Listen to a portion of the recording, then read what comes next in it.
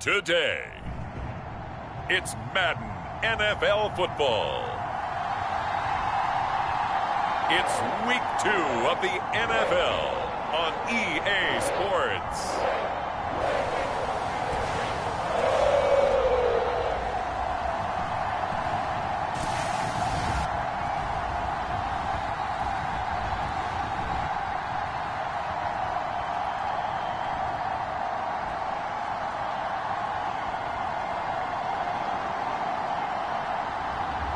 It's the Cincinnati Bengals taking on the Cleveland Browns. It's the NFL on EA Sports, and there you get a look at Paycor Stadium on the banks of the Ohio River in Cincinnati. Today, after a topsy-turvy opening weekend, it's on to week 2, and we've got a good one here, as it'll be the Cleveland Browns taking on the Cincinnati Bengals.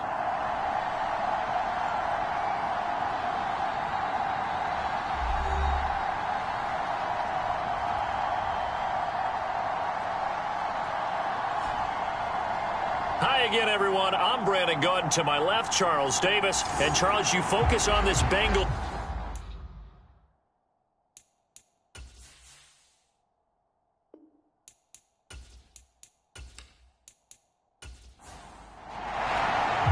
Two teams here, each off to 1-0 starts as this one is underway on EA Sports.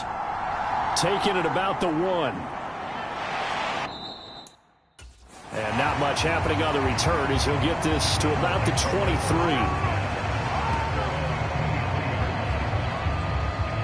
So here come the Browns for their first drive on offense. Leading the charge will be their quarterback, always fun to watch, Deshaun Watson. Well, he started his season the way that everyone wants to start their season, with an absolute bang. AFC Offensive Player of the Week.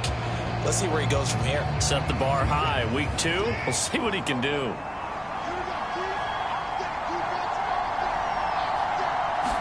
First play from scrimmage, Watson going to throw it. Looking for his running back, and he's got him. And he'll get this up past the 25 before he's out of bounds.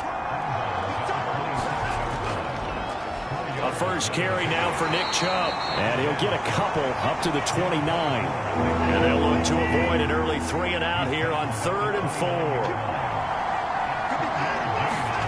Back to throw, Watson. And this pass broken up. The contact well timed there, and now 4th down. So they're forced to punt on 4th as this one's away. Fair catch called for and taken right near the 30-yard line. 36 yards on the punt with no return. And the Bengals will take over here 1st and 10. So now the Bengals get ready for their first drive. And they will be led out by their 6'3" quarterback. And he certainly had his share of struggles in the opener, threw a couple of ill-timed interceptions in the game. So that was something that was harped upon all week in practice. Because if he's going to help this team be a winning one, he can't give the football away like he did last week. They'll come out throwing here to start the drive. Man open, that's Jamar Chase, complete. And brought down, but not before reaching the 45-yard line. They may want to go back to that one. First play of the drive, good for 15 and a 1st down. I don't care who you put on him, he's going to be a handful in one-on-one throws. Yeah, right now, you're right. They're in man-to-man. Maybe needs some safety help. I would say that'd be a good idea. Double team him somehow. I'm going to have to make someone else beat me rather than let him shred my defense. The big play to start him out has him at the 45 already. They'll set up a throw. He gets this to Devontae Adams. And he's brought down. So a 1st and 10 upcoming from Browns territory now at the 43. Now they'll throw here out of the gun. That's caught by the big tight end, T.J. Hockenson. And he's corralled, but not before getting it inside the 35. The numbers for him from a week ago: 11 catches, 96 yards, and a touchdown. And I'd certainly expect them to use him quite a bit because he runs excellent routes, has good hands, and knows how to get open. And he's going to go down here, a sack. They push him back to the 34. Multiple players combined for their team's first sack of the game. Well, the pass rush has been a real strength of late. They know how to get after the quarterback. Absolutely. 4 sacks last week. That's their first one here. Anything in particular you've seen from them or on film? I think that they're winning athletically up front, winning those one-on-one battles, but also when the offensive line wants to keep everyone in and mass protect, they know how to scheme their way back to the quarterback as well.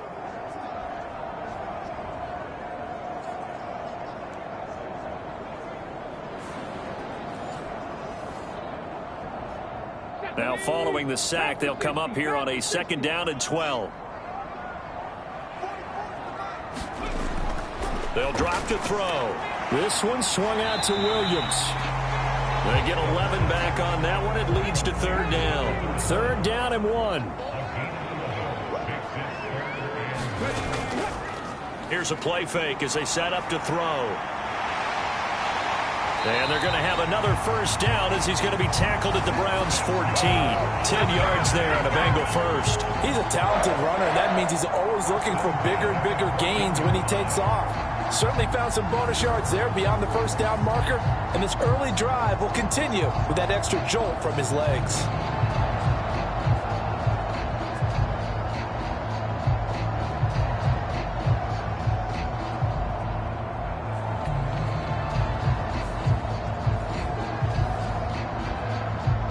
Here's a 1st and 10 at the 14-yard line.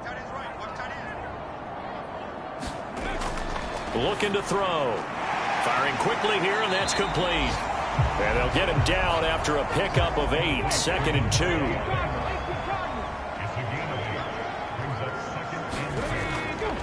They'll run it for the first time with Williams. And he'll be brought down here at the 3-yard line. It's a 3-yard pickup, and that sets up a 1st and goal.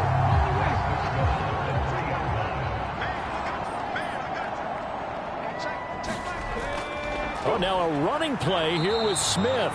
And he's going to get this back to the 3-yard line and no further.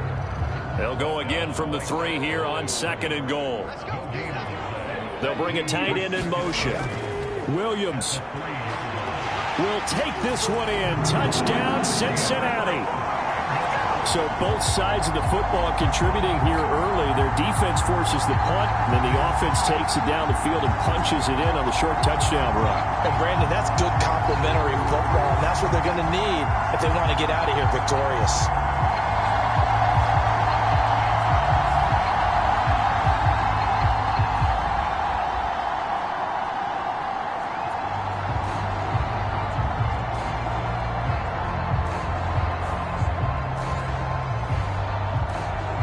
Evan McPherson for the extra point.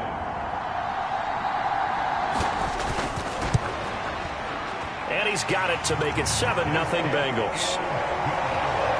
So that one a pretty time-consuming 10-play drive. And it ends with a 3-yard scoring run.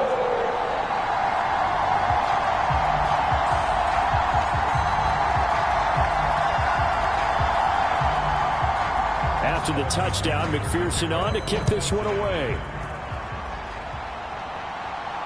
Taken at the goal line. And he'll get it up past the 20 to about the 22.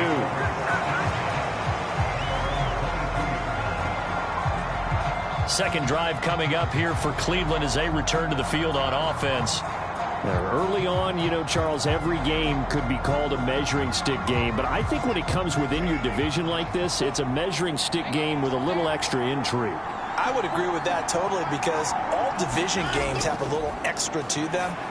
But I like where this game is situated because at this stage of the season, it has that little extra juice. But at the same time, it's not a make or break if this were, let's say, week 15, 16, somewhere in that neighborhood. So from the 36 now, 1st and 10.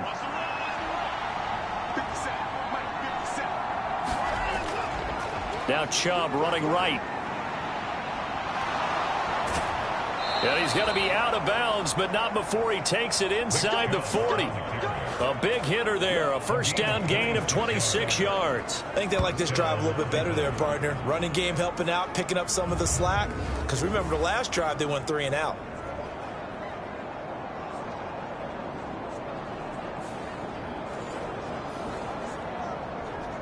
So they'll come up in Bengals territory now with a 1st and 10 at the 38. Now it's Watson. He's got his tight end. It's Albert Okwuegbunam. These are his numbers from last week's contest. 7 catches, 60 yards. Better tighten up the coverage if you expect to slow this guy down, because if he gets going, he'll eat you up. Watson, off play action. And this throw incomplete. Well, the defender all over him that time, and it's going to lead to 3rd down. Against a team coming off a win, just as your team did the previous week, you talk about being physical all game long. Sometimes being physical is just being on the spot and helping force the incompletion. Watson on 3rd down. He's going to get that to his running back out of the backfield. And he is going to have a Browns 1st down, as that'll be a pickup of about 5 as they convert on 3rd and inches. We've seen quite a bit of the short passing game here early on 1st quarter, haven't we? We have, and I think it works a couple of ways for this team, because, number one, you throw the short game until they stop it. And if they're not going to stop it, you keep throwing it, and occasionally you'll break a tackle and turn into a bigger gain. Also, if they start to creep up, start to pressure receivers, now you go over the top, take it deep, and now you get some of those big shots downfield. To the air yet again, Watson. Here's Chubb, back-to-back catches for him. And he'll go out of bounds in the red zone just inside the 20. Now 2nd and 3. Watson now to throw. And that one going to come up short. Low throw. The 8th play of the drive coming up. It's 3rd and 3. Now Watson. That is caught. And he'll be touched down here. Let's pick up the 1st. A nice pickup of 10 means that this drive will stay on track. A very important 3rd down conversion right there, because when you're trailing and find yourself this deep in enemy territory, the kicker's not even part of your thought process. You got to make it pay off with 6. Nice connection right there to set up 1st and goal.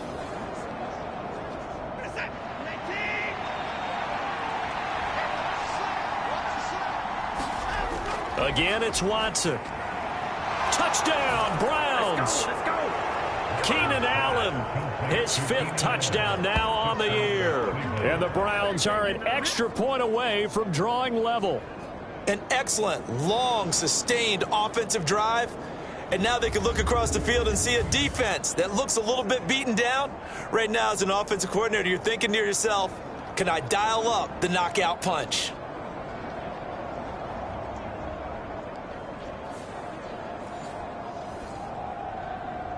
Extra point forthcoming.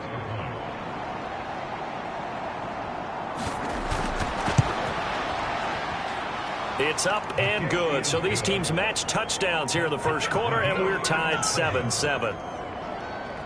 A good drive that time as they go 9 plays in all. And it was Keenan Allen who finished it all off with the touchdown reception.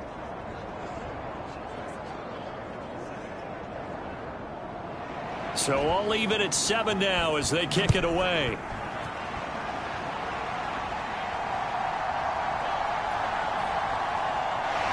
And he takes this near the 25. Just a little pass there. Call it the 26.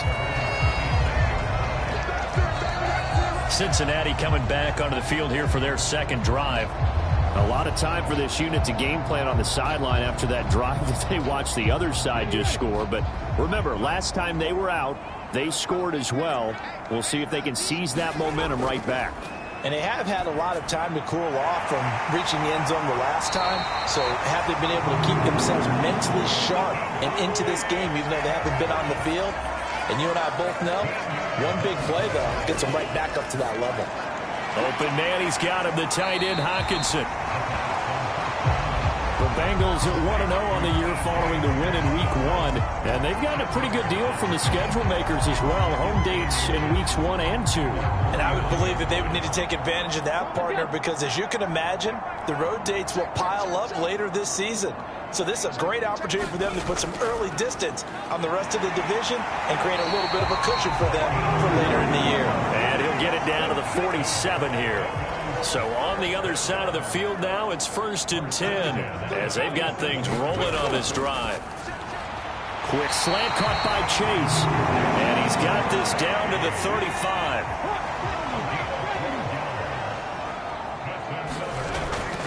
Now a first down carry. It's Williams. And he'll take this down to the 33.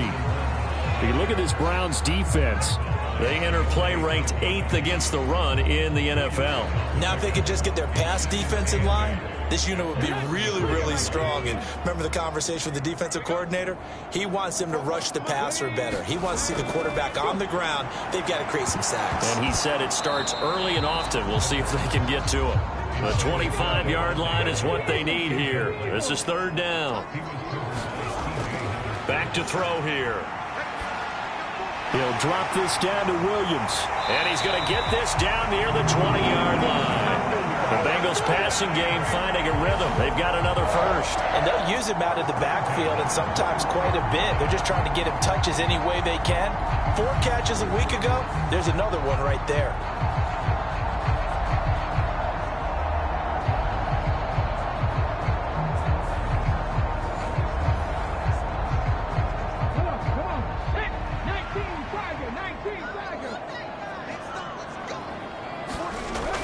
First down, he'll drop to throw. They'll set up the screen. This is Williams. He's got room to roam. And he will reach the 5-yard line before going out of bounds. Give him back-to-back catches now. That one for 16 and another first down. And when you're throwing the ball downfield really well like they have been on this drive, it's really a nice time to work one of the screen plays in. One of my favorite play callers in the game has always told me he starts every game with 10 to 12 screens because if he starts feeling the pressure from the defense, he uses their aggressiveness against them. 7-7, our score after 1. Ready for the second quarter from Cincinnati. It's the Bengals with the football here as they go to work on a 1st and goal. They'll try and run. This is Williams. And he's going to get him about 3 yards closer. He's down to about the 2. From the 2 now, 2nd and goal. Williams again. Pushing for the end zone, but he's not going to get there. They stop him just shy of the goal line. A big play forthcoming. Here's 3rd and goal. Williams is in. Touchdown, Bengals.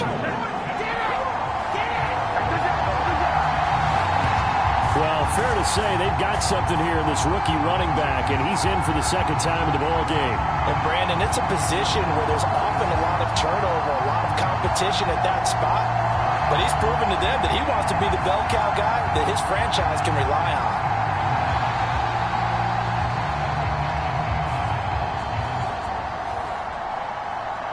And McPherson on for the extra point.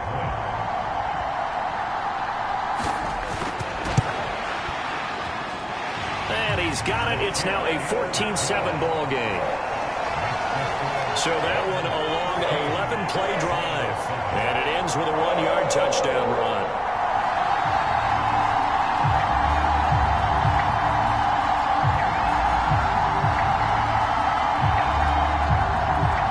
After the touchdown, McPherson on to kick this one away.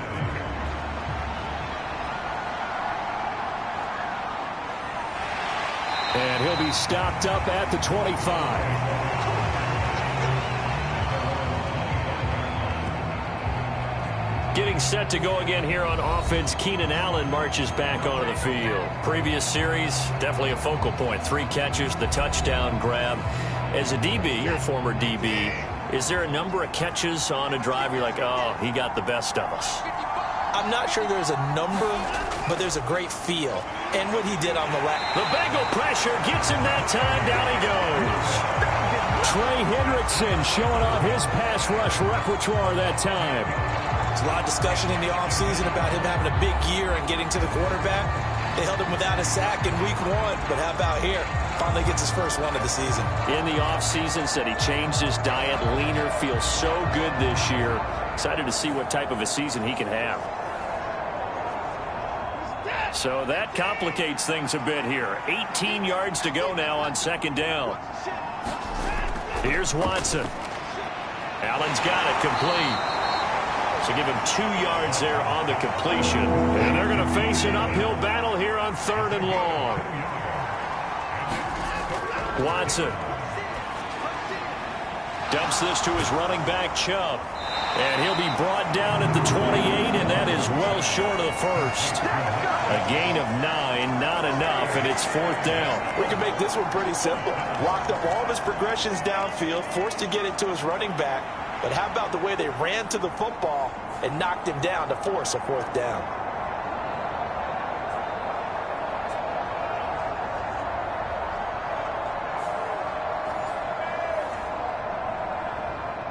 The Browns send out their punter now as he'll kick it away for the 2nd time.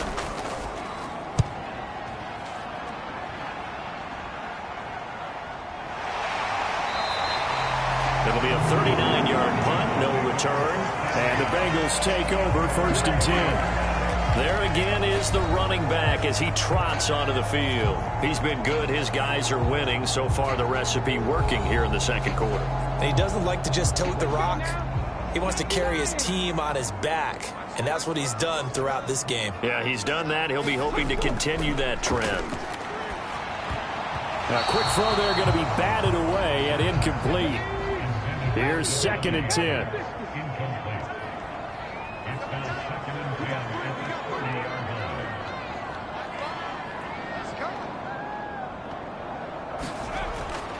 He'll look to throw.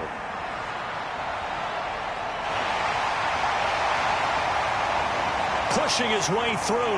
And they've got it well across midfield down to the 40 before it's all said and done. Big yardage there on the scramble. It gets him a 1st down. This guy's proven himself to be one of the best in the NFL. He brings an added dimension to their offense with his ability to read defenses and know when he's able to pull it down and take off and go.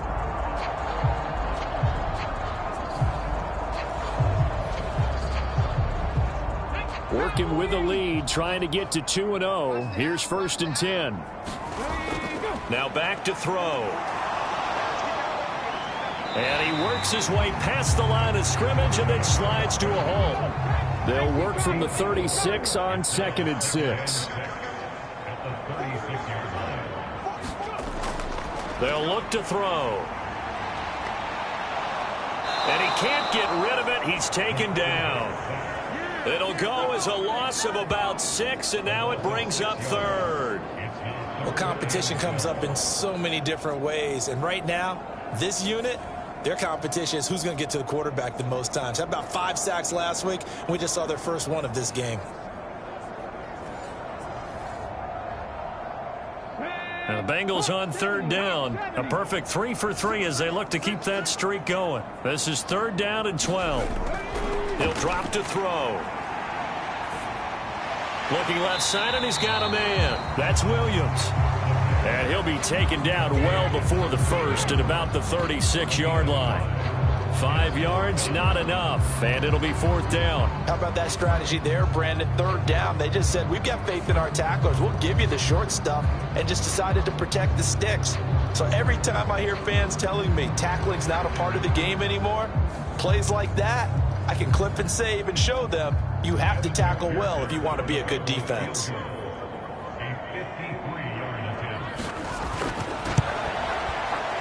McPherson's kick is good. And they will move up by 10 now, 17-7.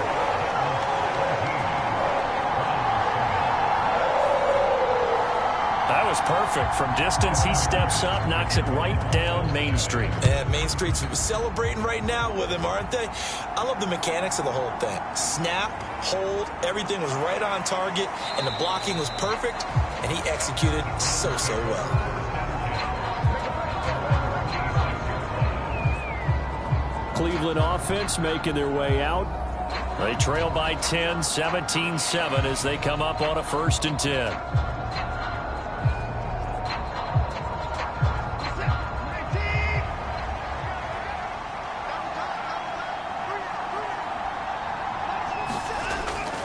They start on the ground with Nick Chubb. And he'll get this up just shy of the 30. 2nd and 7. To throw is Watson. big strides. Look at him go. And he's going to get this to the 40-yard line. Second catch for him today, and it'll wind up a first down. And that's a more than acceptable read right there because it's zone coverage, so timing is everything. This time he waits for his man to come open, puts it right on him, and they pick up a first down.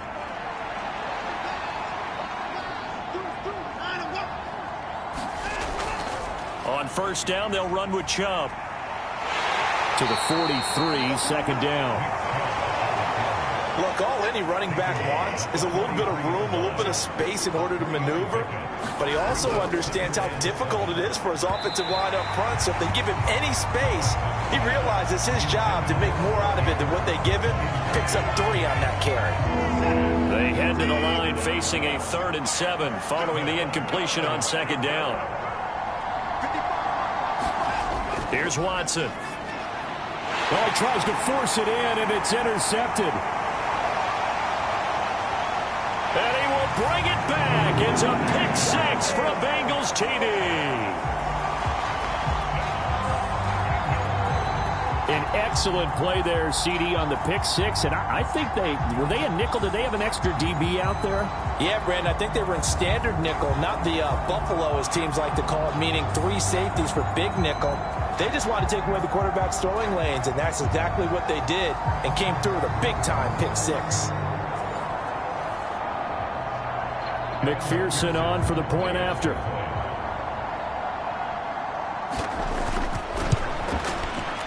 And that'll make this a 3-score game as the lead moves to 17. So the defense creating some points, not only getting the interception, but then returning it to the end zone for the pick 6. So they throw the pick 6. They'll get another shot at it now as this one's in the air.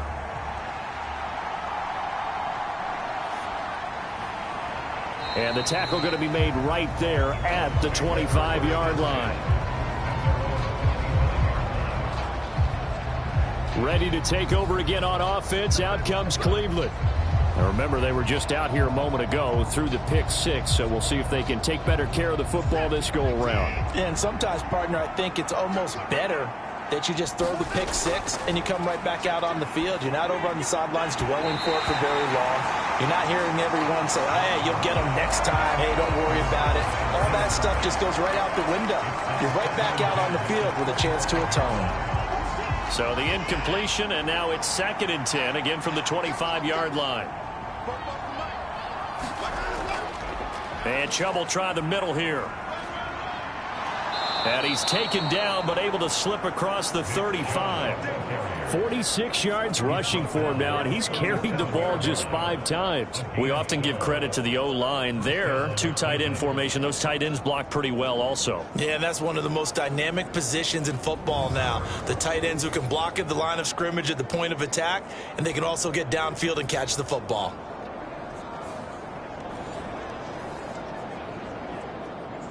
Line of scrimmage, the 37 on 1st and 10. They run it again with Chubb. And this winds up a pickup of 2, maybe 2.5 to about the 39. This is 2nd and 8. Back to throw. Watson over the middle to Beckham. And he'll be taken down, but not before he gets into enemy territory. So they'll come up in Bengals territory now with a 1st and 10 at the 47. Looking to throw. Watson going right back to Beckham here, complete. And this will leave him a yard short. Nice pickup of 9 yards on 1st down. Nothing fancy on 1st down, but a very consistent type of a play. Hit that slant. A lot of people call it an extension of the running game, and it can be if that pass is completed, because you hit a guy on the run like that, he often can go for big yardage. Sets him up nicely for 2nd down, staying ahead of schedule. They go with Chubb on 2nd down, and he's going to get it down to the 33-yard line here. 4 yards the pickup, 1st down. And Brandon, you know that expression? He just does what he does. It sounds trite, doesn't it? But in this case, it's perfectly apt. This is one of the better runners in the NFL. And all he does is just find avenues, find ways to pick up key 1st downs and big runs. Credit him with a 1-yard gain there to make it 2nd and 9. And the big fella stuffed that one up in a big way. I think doubling him has to be a priority because you can't move up to the next level if you don't take care of him first. Looking to throw on 2nd down. Watson, and he'll go down at the 26 following a gain of 6. 1:57 to go in this first half on EA Sports. Here comes play number 9 now as they come up on a 3rd and 3. Back to throw. Watson. Forced out to his left. And all the way to the 2-yard line there before crossing over out of bounds. Deshaun Watson, so multi-dimensional, able to scramble for the first. Brandon, that's a gamer move right there. Facing 3rd down, steps up, calls his own number, and nearly makes the house call. If I'm the coach, I let him take another one right here. Give him a chance to be the first one to hit the end zone after that effort he just gave him.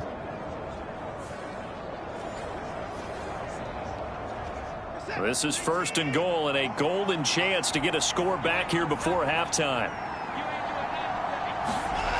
Looking to throw. Watson. Oh, everything falling apart now. Another one intercepted. Chidobe Awuzie with a pick. And he will bring it back. It's a pick 6 from Bengals TV. That bumps us up to a 3-possession game here, and only in the 2nd quarter, Charles. They're trying to put this game out of reach before we even hit the locker rooms for intermission. What's even tougher is making up 3 possessions against a defense that can make impact plays like this. They don't have this game wrapped up quite yet, but 2 picks already, 1 to the house. I think it's fair to say they're headed in the right direction. McPherson now for the extra point. And the lead is now 24. A heck of a play there defensively, getting the interception, navigating his way into the end zone for the touchdown. So they'll get another shot on offense following that pick 6, and now the kick is away.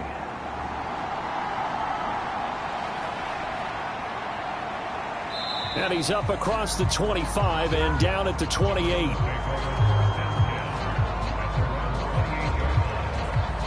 The offense trots back out there. Let's turn our focus now to Nick Chubb. Now, the ground game's been good, but they're losing here in the 2nd quarter. Can they use that ground game maybe to work the air attack a little bit more? I think so, because now you can throw play action off of being able to run the ball effectively. And oftentimes you might want to just swing your back out of the backfield, get the ball in his hands in open space, and just don't get totally away from running it, because some of these runs now, they may pop bigger as the game goes along. Yeah, they've been good with a run so far. Now they go screen. It's complete. And they'll wind up getting this to the 37. Gain of 9. Now you've got to hustle your guys to the line and get them set. Able to find the open man. That's complete. And he is going to have a Browns first down as they're able to get the 3rd down conversion. Now a timeout called for by the offense as they get the stoppage with a little over 50 seconds to go in the first half. Watson on first down. It's caught. Beckham. Now the Browns signal for the 2nd of their timeouts as the clock shows 50 seconds to play here in half number 1. On 2nd down, here's Watson. He finds his target, Beckham. And now it looks like they're going to be in the hurry-up. Now a first down throw, Watson. Now a leaping catch, he's got it. And they're able to get this one past the 30 to the 25-yard line. The Browns passing game finding its stride. They've got another first down. Now that's the kind of big play you'd like to see. This first half, it hasn't gone their way, and they could use a shot in the arm, something to perk them up a bit. And they get one here in the passing game.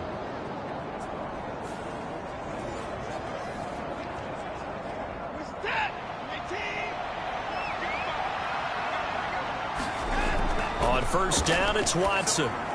And this throw a bit late as he couldn't reach back for it. An incomplete pass leads to 2nd and 10 from the 25. Watson looks to throw again. Now he drops it incomplete. And their struggles continue here. The This offense was on the move. Now 2 straight incompletions have them looking at 3rd and 10. They'll stick with the passing game as he looks to throw. He's got Allen. And he'll go out of bounds in the red zone just inside the 20. That'll go for a gain of 7. And that'll bring up 4th down.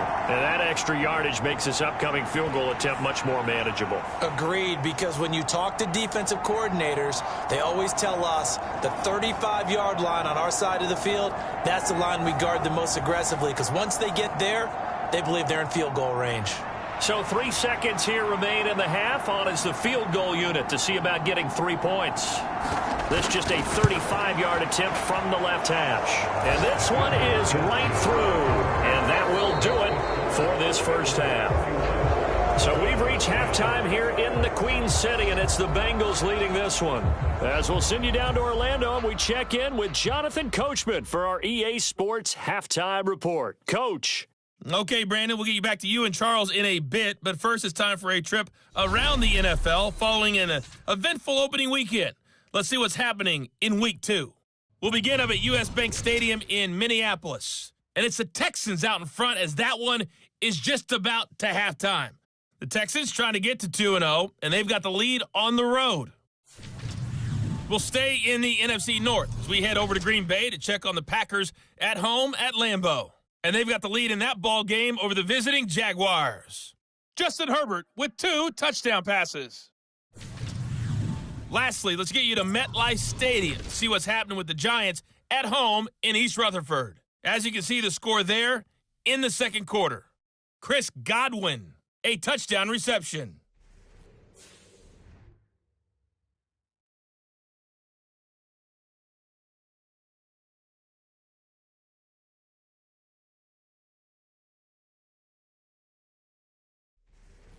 All right, Coach, thank you very much. As we welcome you back for quarter number 3. The Bengals set to receive. They have the lead and the football to begin quarter number 3. This fielded right at the goal line. And he brings us out past the 20 to the 24.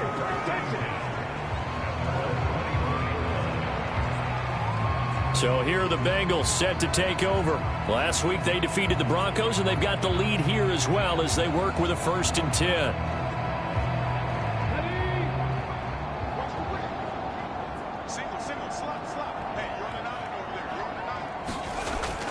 They start the second half here with Williams. A very good move, but for a relatively modest gain out near the 32. Here's 2nd and 3.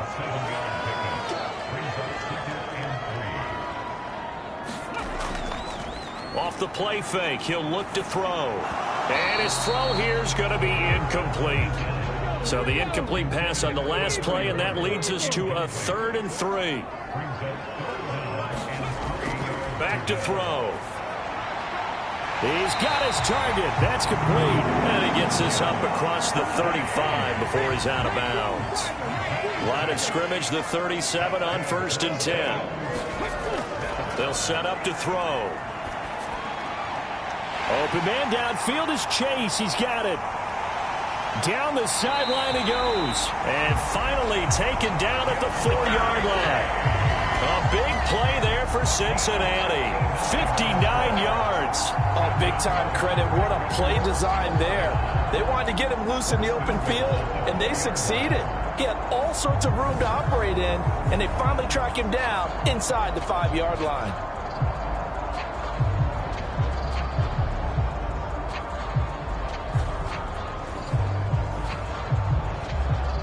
They've got 3 tight ends here on 1st and goal to add some extra mass. Up the middle, it's Williams. And he is in. Touchdown, Bengals. A great effort there.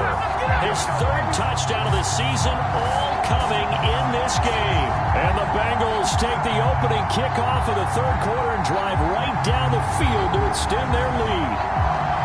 I'll tell you what, Charles, I know that you don't put a ton of stock into power rankings and things of that nature, but another score here, and 2 weeks into the season, this is maybe the most impressive team in the NFL. Would you agree? Well, they've certainly sold me as they've sold you, and I agree with you. No question about it. They won easily last week.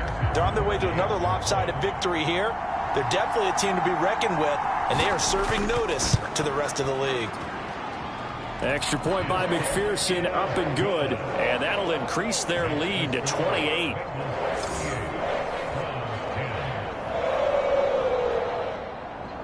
After the touchdown, McPherson on to kick this one away. And this will not be returned. It'll come out to the 25. Here's the Browns now. They get set for their first possession of the third quarter. The CD, they certainly know the hole that they face as they begin the second half. They have to do what precious few teams have done in NFL history. That's try to come back from a 4-possession deficit.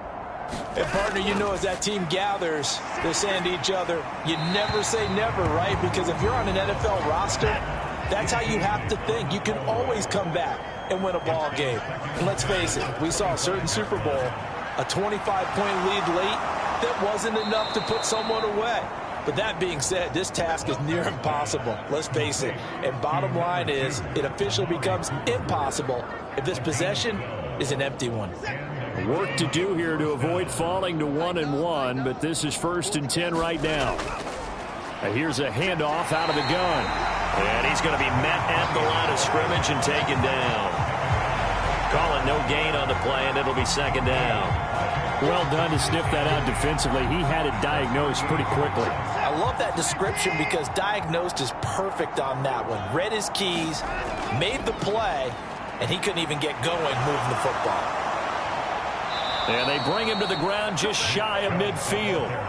63 yards rushing now on 8 carries for him so far. A nice toss play there to the left. More than enough room to move the chains. And you know what I love about that play as a broadcaster? Seeing the big guys move. Seeing them get upfield and take out defenders. You know what I hated as a defensive back? What? That exact same thing. Seeing those linemen coming downfield, getting ready to blot out the sun.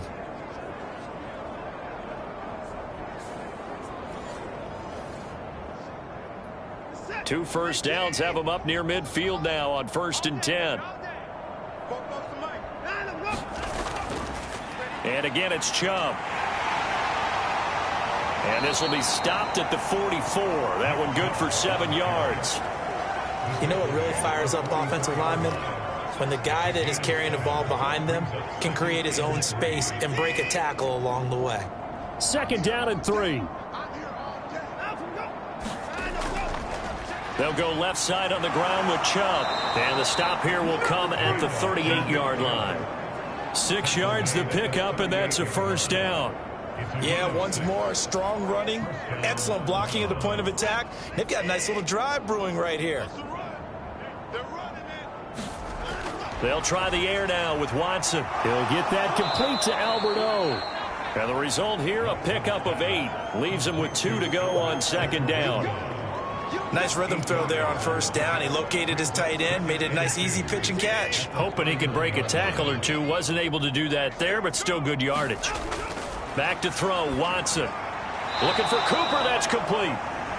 A minimal gain there on the 8th play of the drive. So 3rd and inches, and this will be the 9th play of the drive. Back to throw, Watson. And he will slide to a stop. He does have the 1st down.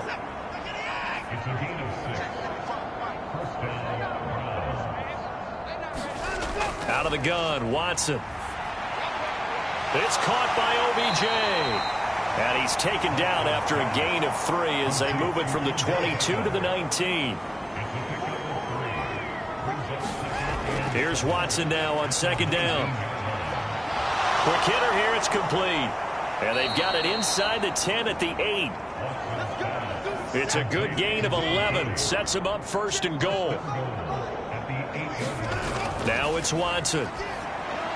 Touchdown! Amari Cooper from 8 yards out. And the Browns are able to cut into that deficit.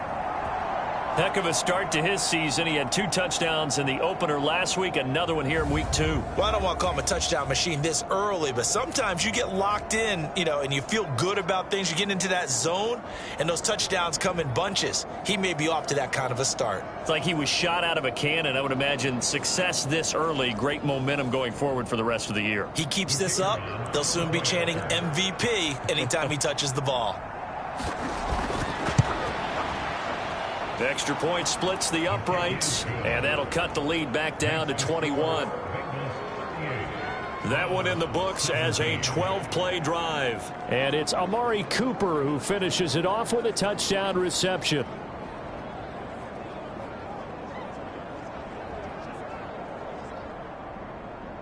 The Browns kicking team out there now as they'll send this one away.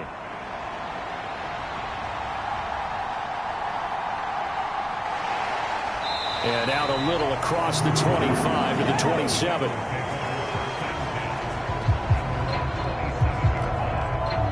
Cincinnati now ready to take the field. Still operating with a comfortable lead despite the score a moment ago as they begin 1st and 10.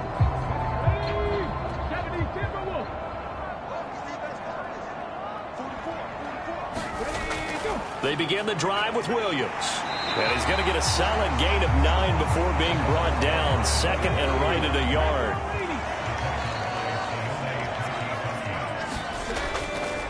Here's a play fake as they set up to throw. And he will slide to a stop.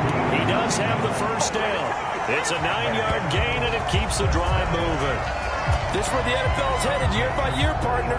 A league where just about everyone has someone under center who can get you with their legs as well as their arm. And we've certainly had a nice display of that from both QBs in this game. And that continued with that first down run.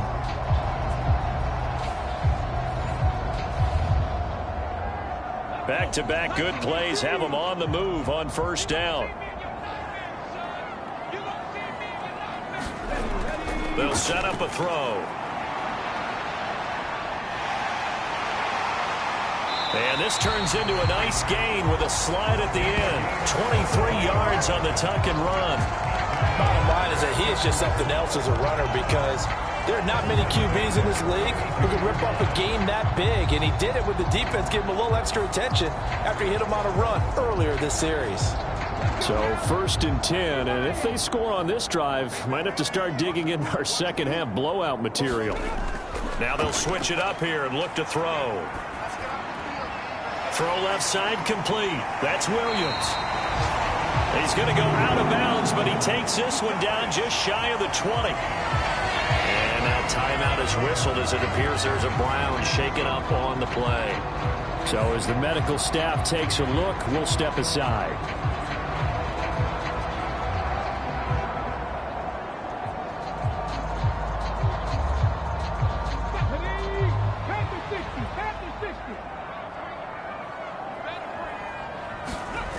Back to throw now on first down. Finding Williams once more, complete. And he's tackled a yard short of the marker. Good gain of 9 on first down. They go back to the ground with Williams. And he'll get it here to the 10-yard line. 2 yards on the pickup, and that's all they needed to move the sticks. They're in a pretty good spot right now with a convincing lead. I think this is where they put on the boxing gloves, start to try and pound them into submission. And the offensive line, they've controlled this game. I don't see why that trend would change now. Now on first down, he'll drop to throw it. Over the middle into traffic, and that's complete.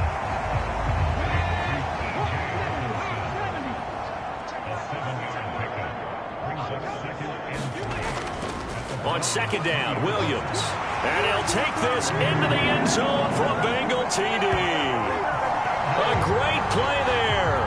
With his 4th rushing touchdown on the year. And the Bengals add 6 to their lead.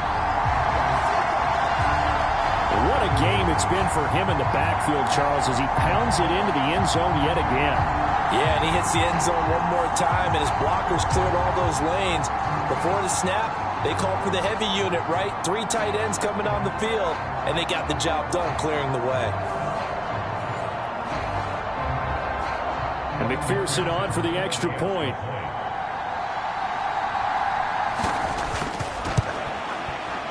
And that'll increase their lead to 28. So that drive in total 8 plays. And it ends with a 3-yard scoring run. After the touchdown, McPherson on to kick this one away. This taken in right around the goal line. And it's a pretty good return here as he'll get this up to the 29.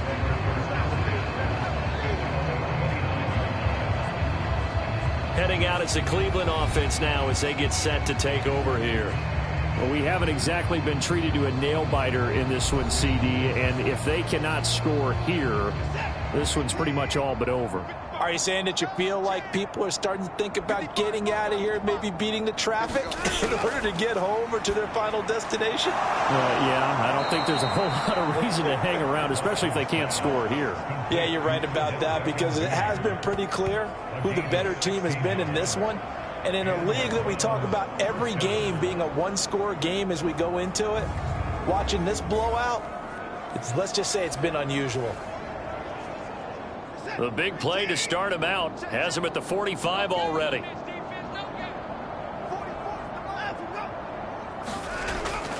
They go up the middle with Chubb. And he'll be brought down at the 50 after a gain of about 5. Now 2nd and 5.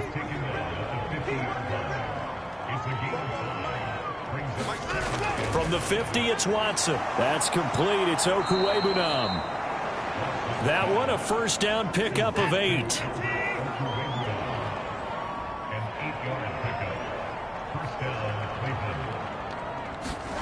On 1st and 10, Watson. And he'll protect himself at the end here as he winds up getting pretty decent yardage. 3 quarters in the books. We'll return with more after this break. You're watching the NFL on EA Sports. Back now in Cincinnati. So not quite a first down just yet as they come up on 2nd and less than a yard. Watson now to throw. It's a short one here, complete to the tight end. It'll be a pickup of 4, good enough to earn him yet another first down. Now Watson. It's a short one here, complete to his tight end. Here's a 2nd and 5.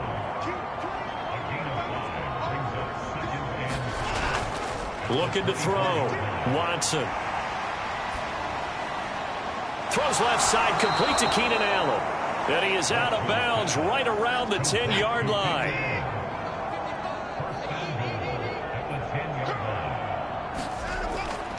They'll run with Chubb.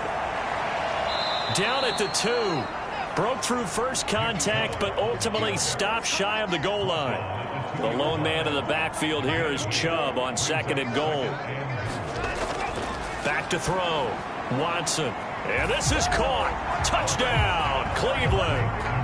A great effort there with his first career NFL touchdown. And the Browns get a small measure of revenge as they cut into this 4th quarter deficit. Well, it seemed like they were so focused elsewhere they forgot about the tight end spot, and he's the one that burns him there to make this a 3-score game here, Charles, in the 4th quarter. I think there might be a little bit of defensive fatigue from those guys on that side of the ball, partner, because they've been spending their time trying to stop them from all angles. This time the tight end gets them. Extra point right down the middle, and that'll cut the lead back down to 21. That time a 9-play drive, and it's capped off by the Browns touchdown. This taken in at the goal line. And he'll be tackled just shy of the 25.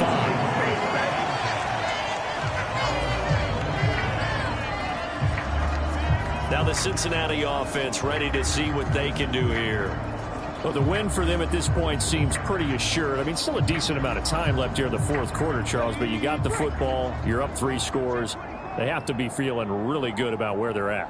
I love your observation skills, partner, because I think you saw them charge onto the field fired up about another chance to get into the end zone. Looks to me like this group is ready to crush any hope left on the opposing sideline, and they want to do it with some gusto, too. Williams going to get it again on second down. And he's able to take this one up to the 35-yard line. This offense really looking polished these first couple of weeks. Here's 1st and 10. They run it again with Williams. And nothing much materializing there on the first down run. He'll get a couple, and that's it.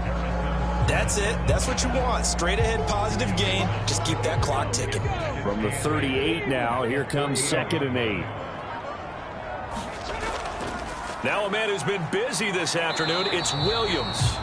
And not much room to speak of. He'll get about 3 up to the 41.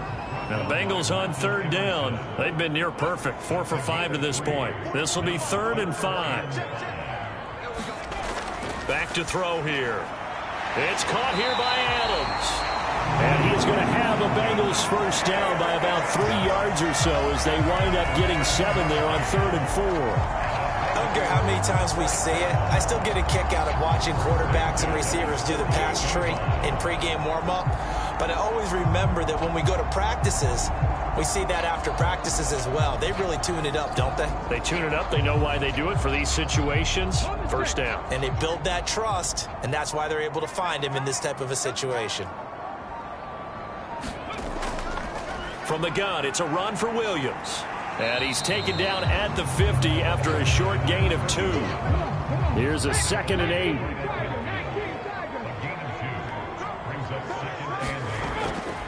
Now a give up the middle to Williams. And he's going to get this one down to the 45. They're trying to keep the drive going. This will be play number 8. It's 3rd and 2. They'll try and run for it. Here's Williams. And he'll be tackled about 2 yards shy of the line to gain. A 1-yard pickup leads to 4th down. This late in the game, Charles, I think you maybe seriously have to think about going for it. Especially where they are in terms of field position, because this is almost like no man's land. Might hurt your punter because there might not be enough space, maybe too far for your field goal kicker. I'm like the old rule. Possession is 9/10 of the law. Possession is 9/10 of winning the game. Go for it. Get the first down. Close it out. The Bengals bring out their punter now, as he should be able to pin him back deep here with his first punt. He was only asked to punt once in the victory last week as he sends this one away. And this is going to hit the goal line and continue on into the end zone for a touchback. The Browns set and ready to go on offense. Well, we said it at halftime that they would need a nearly perfect second half to erase that deficit that they were facing, CD. But unfortunately, the second half has pretty much been a carbon copy of the first. Yeah, that early lead was almost insurmountable the way their opponent was playing. And, partner, they do have some good news, though. This one is getting close to being over, and they can try and hit the reset button starting tomorrow. Options galore here, 2nd and a few inches. Looking to throw. Watson. 7 catches for him now, and this last one, a first down.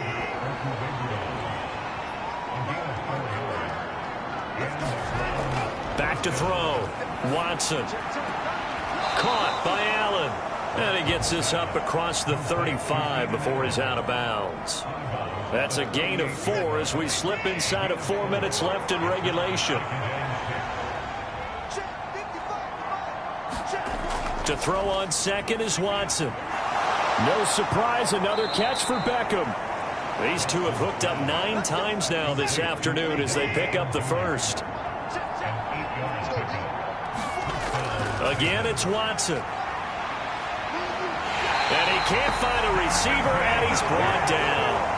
A loss of 3 on the sack made by multiple defenders. He's certainly one of those quarterbacks that can burn you with his mobility, but that time able to hem him in and get him to the ground. Perfect descriptor right there about how they kept him in the pocket. Excellent job of containment, but they were still able to continue to bring such strong pressure without letting him escape. But how about those guys in the secondary as well? Kept the coverage tight, plastered to the receivers, and left no real options for him to throw it downfield. Following the sack, they'll try to change their fortune here on 2nd and 13.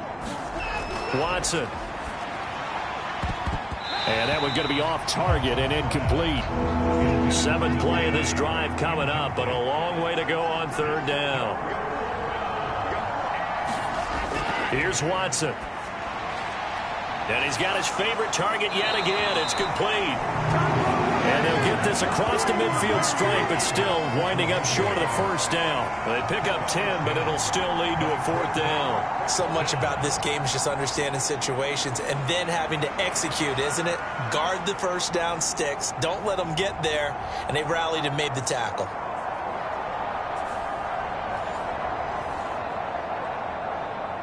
All right, they're going to try and keep hope alive here on fourth down. They're going for it. They will indeed snap it to Watson. And it's incomplete. They cannot convert, and they turn it over. The Browns unable to move the chains on fourth down. And the Bengals will get the football back. Well, that's another mistake there on the drop pass on fourth. And we've seen them do things like this all game. It's not hard to figure out why they're down by that deficit. They haven't made plays that are going to keep them in the game or win the game all game long. That's another example right there. It all boils down at the end of it to execution. Either you make the play or you don't.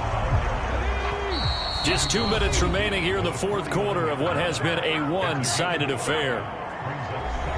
So the Bengals in possession of the football here as we get you reset.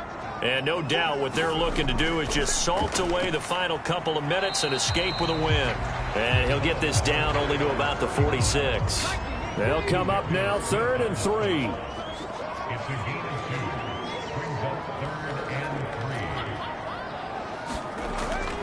They'll stay on the ground with Williams. And great blocking downfield as he's got this almost to the 35-yard line.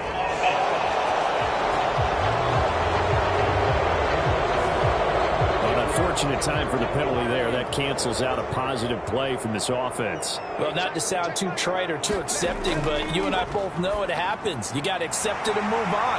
Yardage, you got to get back. Focus on the next play. Move on. 10 yards there on a Bengal first. Well, we always hear about the connections some quarterbacks have with certain receivers.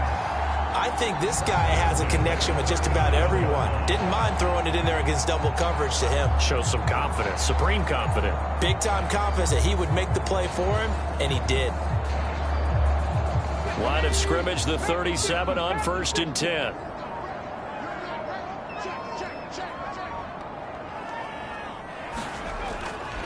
They give it to Williams, running right.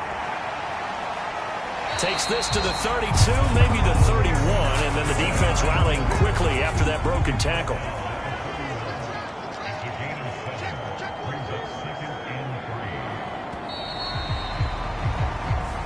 So this one in the win column now for the Cincinnati Bengals. And we talk so much about the turnover battle, determining who wins, who loses. This game, no exception. Error-free football, no turnovers at all, and they win it. So this is one you don't have to convince your team that what you're saying is accurate. And you know what I'm talking about. Head coach always stands up in front of the team and says, guys, if we do this, this, and this, we'll win. And usually they say if we win the turnover battle, we'll win. Well, here's the proof right there. Win the turnover battle. Go on to victory. Now the guys believe. You move on to the next lesson where you have to convince them. This one is now planted. So for Cincinnati, they use the favorable early schedule to their advantage as they move to 2-0. And they will hit the road next week to take on the Kansas City Chiefs. Meanwhile, for Cleveland, they'll fall to 1-1. And they'll look to get back on track next week as they travel to Denver to take on the Broncos. That'll do it for us. For Charles Davis and all our hardworking crew, I'm Brandon Gaudin. You've been watching the NFL on EA Sports. For more, find us on Twitter at EA Madden NFL. It's a win for the Bengals as we say so long from Cincinnati.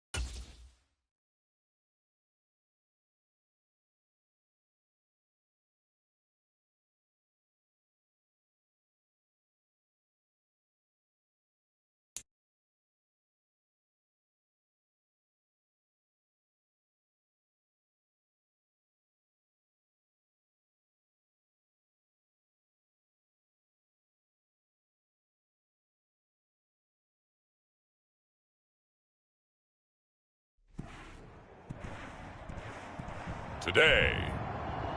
From Acrisure Stadium in Pittsburgh. It's week 2 of the NFL on EA Sports.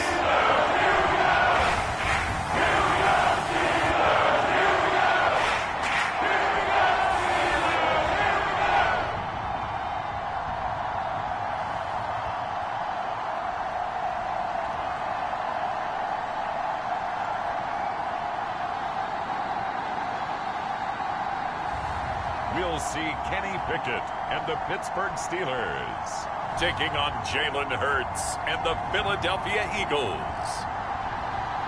But not far from where the Steelers' former homes at Three Rivers Stadium, Forbes Field once stood, we are at Pittsburgh's Acrisure Stadium.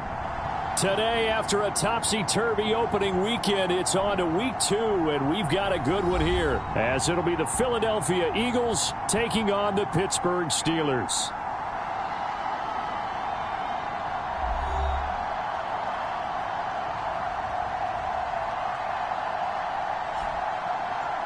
With Charles Davis, I'm Brandon Gaudin. Charles, we look at this Steeler ball club entering play. They've been buoyed by getting 2 home games right at the start, and they come off a good victory in week 1. Meanwhile, for our visitors, the Eagles, they come off a good win in the opener on the road, and they get a second road game here.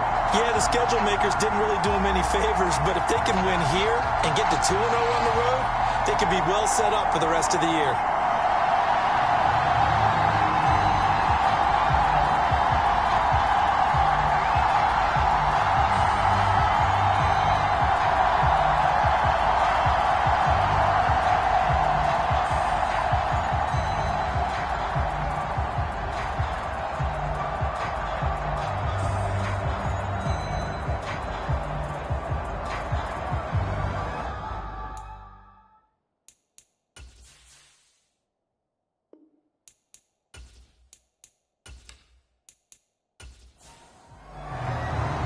Two teams here fresh off week 1 victories. Who can keep it going as we're underway on EA Sports? And he opts to not bring this one out. The first drive will start at the 25. So here are the Steelers now to take over for the first time.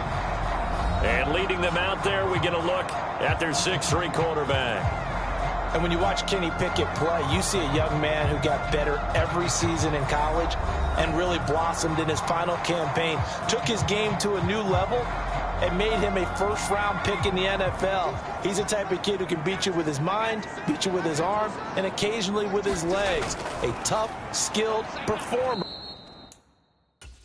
Kenny Pickett, he's got some moxie to him.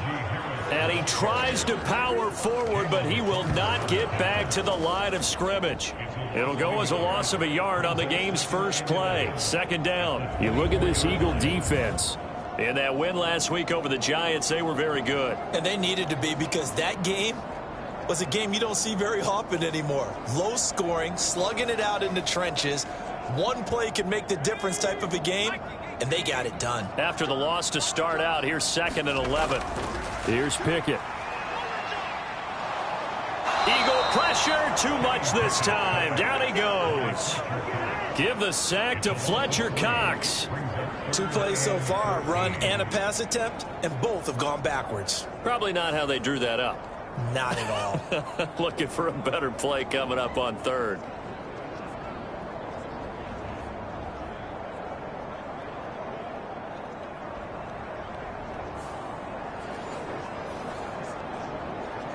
Pickett and the Steelers in need of a big play here. 3rd and long after the sack. They'll look to throw. And he'll be hit as he releases it, and that'll fall incomplete. They're bringing a lot of pressure here already in the first quarter. Already sacked him once. Now they get in there and knock another one away. You think maybe that Tucker rule being gone makes defenses a lot bolder? Yes, indeed. That time, lucky that the arm was going forward. Incomplete pass. 4th down. Corliss Waitman now on to punt.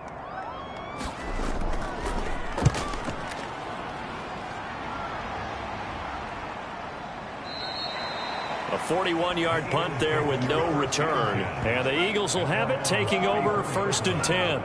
Phillies offense getting ready, and Jalen Hurts ready to lead them. The second-round pick who started his career at Alabama, then finished with an electric senior season at Oklahoma. Tremendous production in college at 2 different universities, and this is a guy who was a finalist for the Heisman Trophy.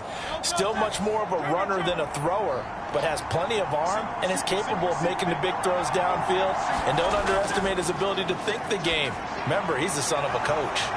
Here's a throw out wide, complete to his running back right side. Ball on the 39. Here's the 2nd and 5. The first carry now for Tony Pollard. The rushing numbers for Pollard last week. 20 carries, 97 yards. And I'm eager to see how they deploy him in this game. Last week, a heavy workload. Do they decide to bring that down a little bit and try and keep him fresh? Or do they say, guess what? He's locked in. Keep handing him the football. First down, and it's Pollard again. And they'll get this just to the 47. 1-yard gain. 2nd and 9. Hurts. This is intercepted. And the Steelers are going to have it here at their own 32-yard line. Well, that one was in the air for an agonizingly long time. Just begging to be picked off, wasn't it? It's one thing if you're throwing a ball like that, trying to throw someone open or lead them into an area. But that ball needed to be thrown with a lot more conviction. As a result, it's an easy interception. So Pittsburgh retakes the field for their second offensive possession. And the last drive, the first drive for them, not very good. 3 and out. What do they go to here? Well, you don't look down at your play sheet and say, this is what the problem is. And let's find out who my playmakers are. Get the ball in their hands, and maybe the offense will move a little bit better. Sometimes it's more important to get it to the right people rather than dialing up the right number. Exactly. Or the right play, yeah. That too.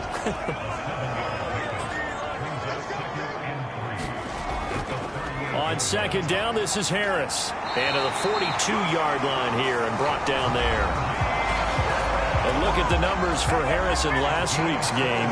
21 carries, 86 yards, and a touchdown. And we all know he had a big workload last week, so I'm eager to see if they decide to back him off a little bit. Personally, I hand it to him 20-plus times again. When a running back's locked in like he is, I want him to keep touching the football. And this one not going anywhere. They get him at the 44 for a gain of just a yard. 2nd and 9 from the 44. Pickett back to throw. Open man, there's Darnell Washington. Give him a gain of 5 on the completion. And this will wind up being a 3rd and 3. Now, this defense for the Eagles, terrific last week in the season-opening victory. And they needed to be, because the game was a game we don't see very often anymore. Low scoring, slugging it out in the trenches. One play can make the difference type of a game, and each play took on more importance, and they got it done.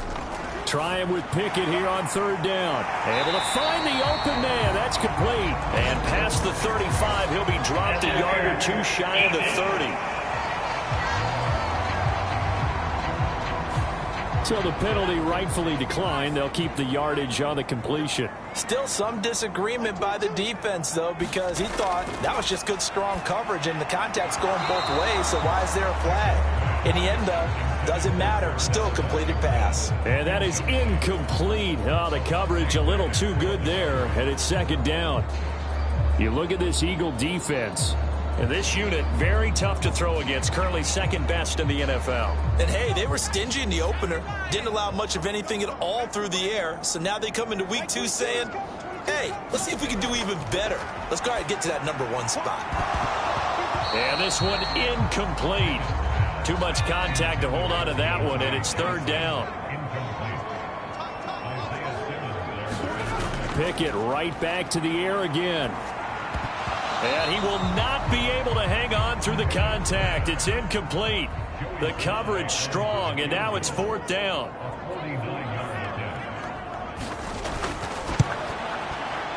And he missed it. It's no good. And this will remain a scoreless game.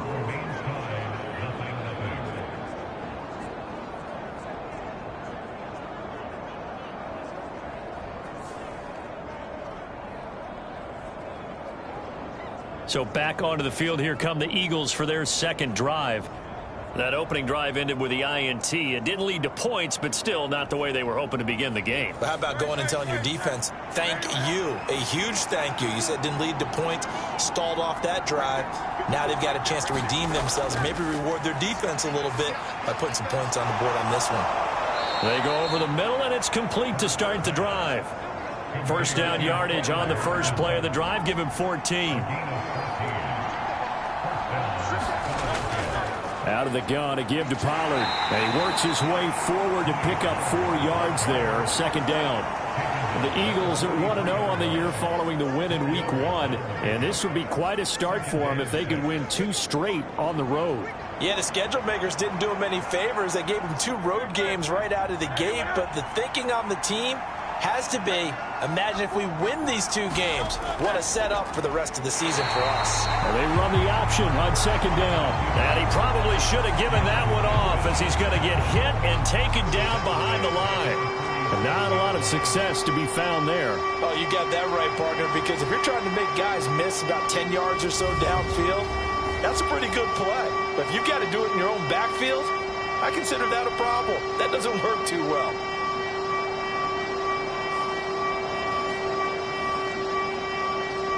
Here's 3rd and 10.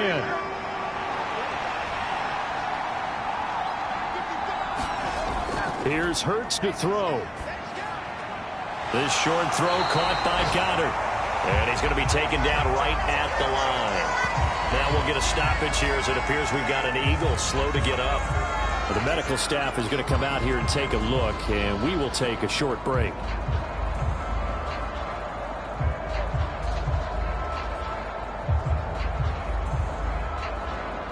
Here's Jake Elliott. Career long, by the way, for him, 61 yards. And this kick is not going to be close. It's well short, well right to boot. And this will remain a scoreless game.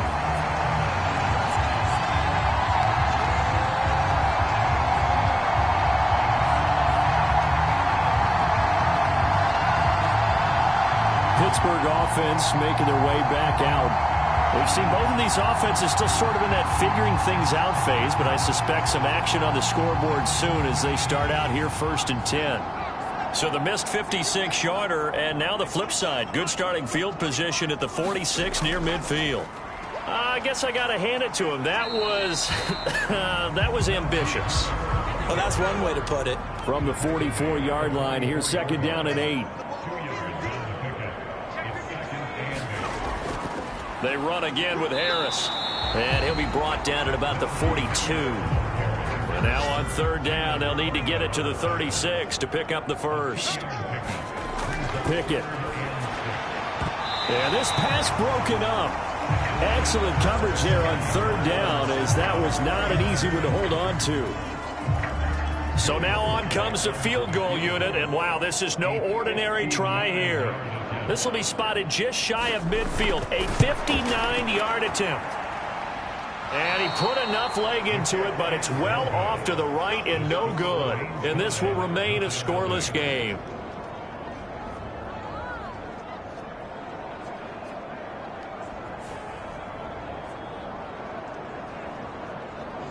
Here's the Philadelphia offensive unit now as they head out to take over possession. And, partner, I know so far, and we're still in the first half, but you love this game as a defensive guy. 0-0. We'll see if the offense can get going on this drive. Well, you know how they talk about music to your ears? How about what it does for your eyes when you watch something like this, right, where these teams are locked in and going at it, no points going up on the scoreboard? I'm loving it. You're exactly right. Well, switch over, though, to an offensive mindset for a moment. What do they need to do here to get on track and get some points? Well, I think a couple of ways. Number one, you pull out something that maybe they haven't seen before. Coaches always talk about unscouted looks. Maybe you give them something that they haven't seen on tape, and now you shock them that way. The second, run your basic playbook, but run it so well that you give your skill position guys a chance to make big plays individually. Yeah, he's going to be out of bounds, but not before he takes it inside the 40. 17 yards and a first down for Philly. And that's a run that'll energize an offensive line. They'll take that one all day long. Fundamental breakdown by the defense. You've got to be able to make plays on the edge.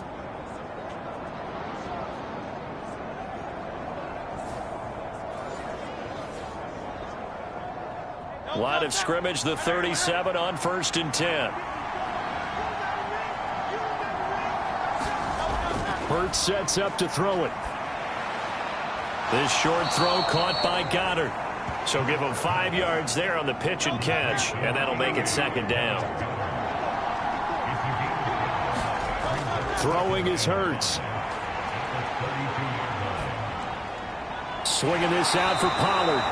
And he'll be a little shy of the 25 here at the 26-yard line. A 5-yard pass on 1st down and another 5-yard connection there. Pollard will take it up the gut. He'll take it inside the 25. 2nd down and 8.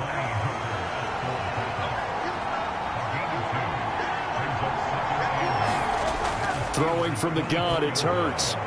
This will be caught inside the 10. And he gets it inside the 10 to the 9. It'll be a gain of 16 for number 16. Great mix of play calling so far. 3 runs, 3 passes. All 3 passes have been completions. 1st and goal. I think on defense now, you have to almost take a chance. Rely on your scouting. Pick a play you think they would run here and just load up for it and see what happens. So 1st and goal from the 9-yard line.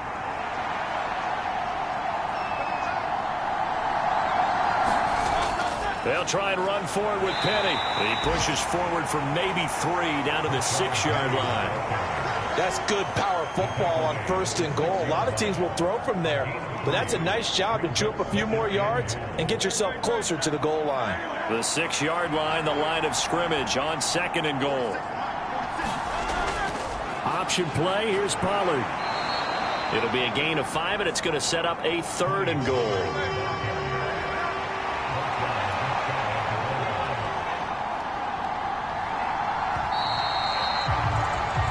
No score after 1 on EA Sports. Start of the 2nd quarter, and it's the Eagles in possession. About a half-yard from the end zone, 3rd and goal. As they've got it as we resume action. 3rd and goal, here's the option left. Call it no gain on the keeper, and it's going to bring up a 4th down. Defense didn't budge on 3rd down. Now what are we going to see on 4th? We're soon to find out, but does this feel like old school football or what? Oh, right? Yeah. This is an old-fashioned goal line stand. I know what I would call on offense. I would go for it. And I want some type of a play where my quarterback has a chance to run it or throw it. I don't just want one static play.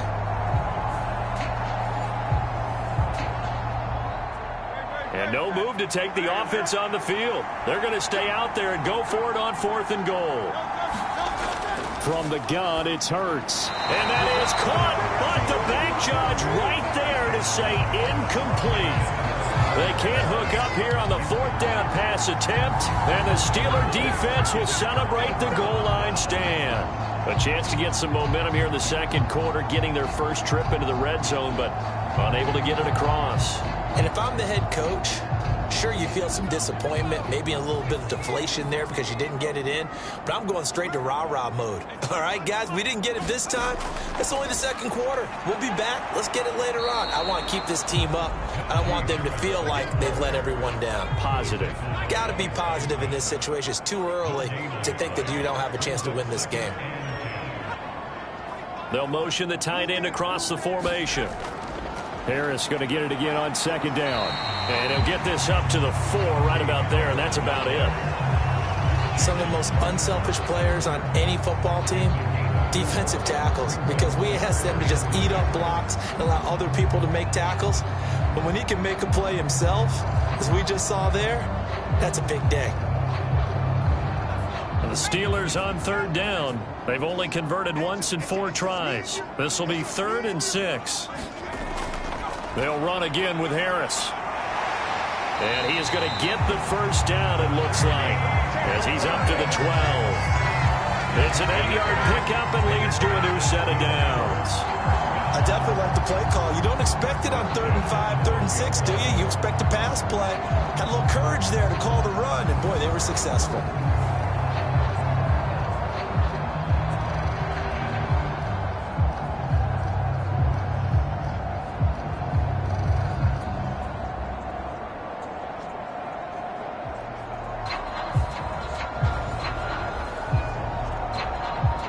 So a little more space to operate now. 1st and 10 from right around the 12. Harris running straight ahead, and he'll power ahead, but only for about 3 yards. 2nd down coming up.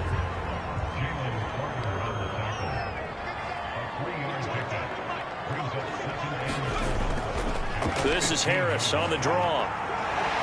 And he goes across the 20 to the 22. Here comes 3rd and about a foot. Back to throw, Pickett. Oh, he tried to fit it in on the slant, and it's intercepted. Picked up by the linebacker, Miles Jack. And they have the football and will take over at the 24-yard line. That's now his 2nd interception in as many weeks from his linebacker position. And think about all the different techniques he has to employ in a passing situation. Is he spot dropping because it's zone? Is he picking up man-to-man? Is he having to run with a running back or a tight end? In any event, great eyes, head on a swivel, and excellent hands. Yeah, versatility and showing those hands. They'll go with Pollard here on 1st down. This will be stopped about 2 yards shy of the marker. 8-yard gain, 2nd and 2.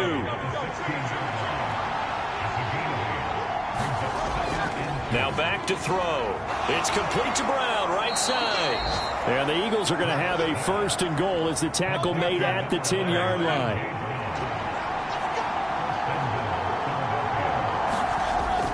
They'll run with Pollard. Give him 3 on the gain there. 2nd and goal.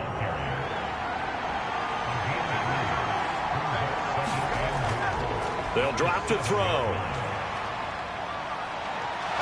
And he'll take this beyond the line of scrimmage as he slides to a hole. Now, they'd really like to make the short field pay off. We'll see if they can, but this is 3rd and goal.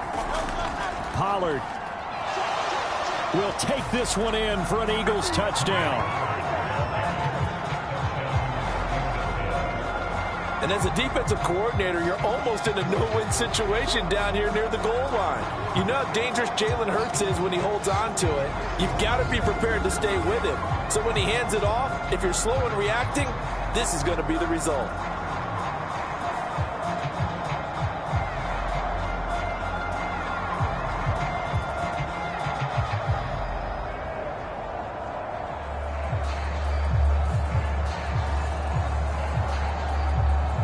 On for the extra point, Jake Elliott.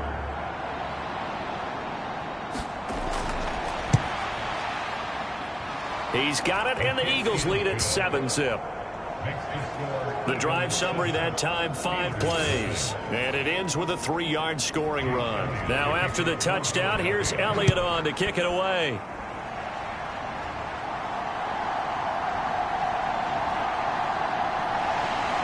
And he returns this to the 22.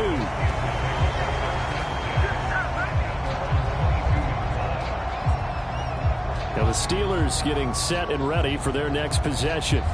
And we'll see if they can bounce back from that last drive. In particular, if they can bounce back at the quarterback position, Charles, after throwing their first interception of the ball game. Yeah, and some guys, you know they're going to want to try and get a big play right away and take control back. Others, they're going to look to hit a couple shorter passes, get a little momentum back that way. But for the defense, that goal is not changing a bit. They want another pick. You're exactly right about that. In fact, you've got to watch them a little bit because in coverage, they may cut down their gaps a little bit, maybe their splits a little bit in order to try and get to the ball even faster. Line of scrimmage, the 37 on 1st and 10. Now Pickett. And that is incomplete. He couldn't hold on through the contact. Brings up 2nd down. On the give, this is Harris. Powering his way forward. Evades the tackler, and now some space. And he is finally taken down, but not before he gets it to the Eagles' 30.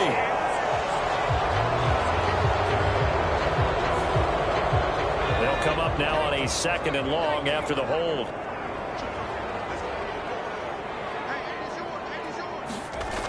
Looking to throw, Pickett.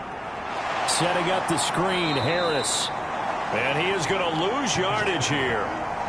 They'll wind up losing 3 here on the play. And they're going to be staring at a 3rd and long here. Time to give a little credit here. That was an excellent read by the guys on the defensive side of the ball. Well, you're crediting your defense. Got to credit them on that one because they tried to fool them, right? Tried to trick them, ran a screen, and they went to it and smothered it for a loss of yardage. Need something from deep in the bag of tricks here after 1st and 2nd down went backwards. It's 3rd and very long. Pickett will look to throw it here. Man open is Robinson. And he goes out of bounds just shy of the 45.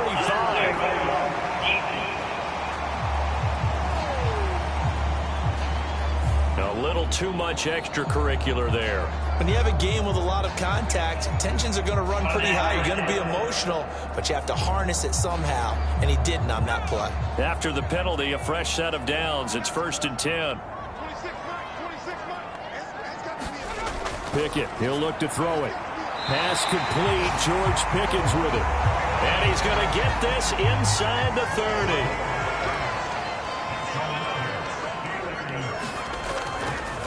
Now a 1st down carry for Harris. Trying to keep those big legs churning, but he's going to go down in the backfield. He'll lose a yard there, and it's 2nd and 11. This defense has really flown around in the first half. They've gotten to the ball carrier before they can really get started. Offense going to have to come up with something else in order to try and get this running game going.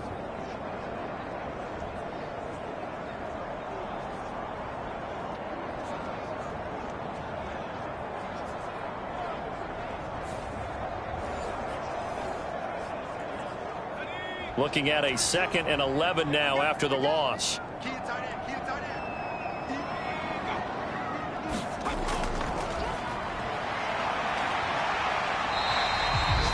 That was play number 7 on this drive, and it got him 7 yards. On a 2nd and long, it's really nice to see an offense that has enough confidence to run the football in that situation. I think that goes back to their practice and game planning. They've seen things that they've seen on tape and in previous games that led them to believe that even in a long-distance situation, they can still run the football and gain enough yardage to put themselves in a good spot on 3rd down.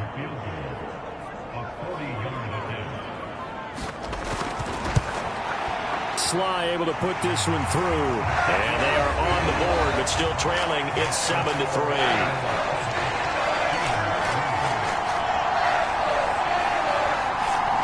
So they're able to end that drive with 3 points in this one-possession ball game. And ideally, you want to end every drive with points. Most quarterbacks would tell you, let's end it with a kick, right? A PAT, that's number 1. Field goal you'll take.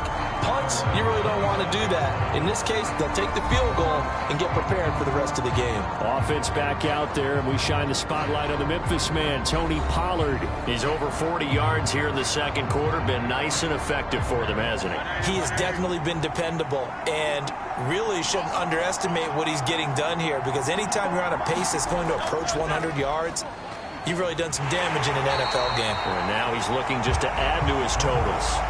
2 yards the loss, 2nd and 12. I don't think there's any doubt that if it's me, I'd be really cautious about continuing to call this play, because you got to know, defenders, if they get a free shot at the QB, they want to take it, and they want to take it big. And they got it there on the option play for a loss.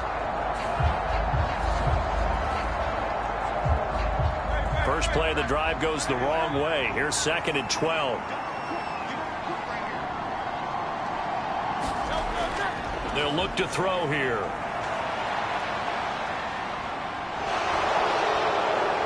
And they're able to get this one across the 35.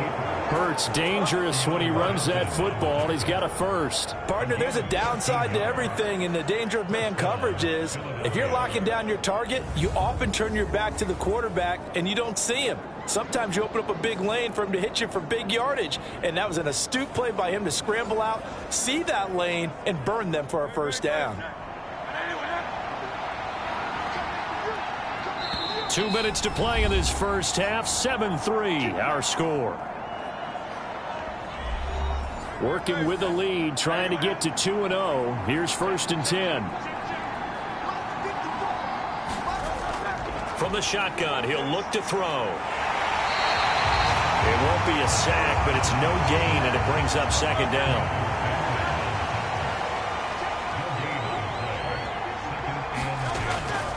Looking to throw. Here's a screen now for Pollard. And they will only muster a yard here to the 38.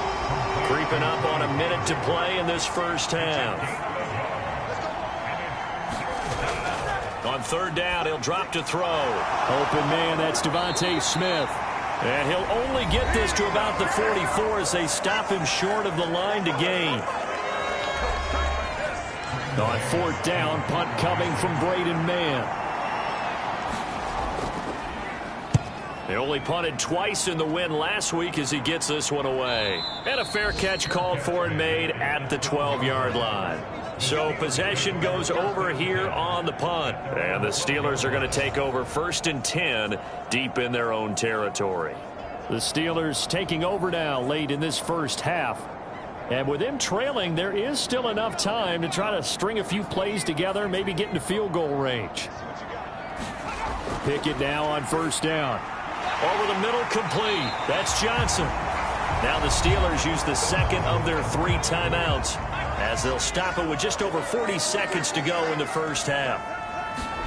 Working out of the gun, it's Pickett. Incomplete. They tried to throw on 2nd down, unsuccessful. Now it's 3rd and 1.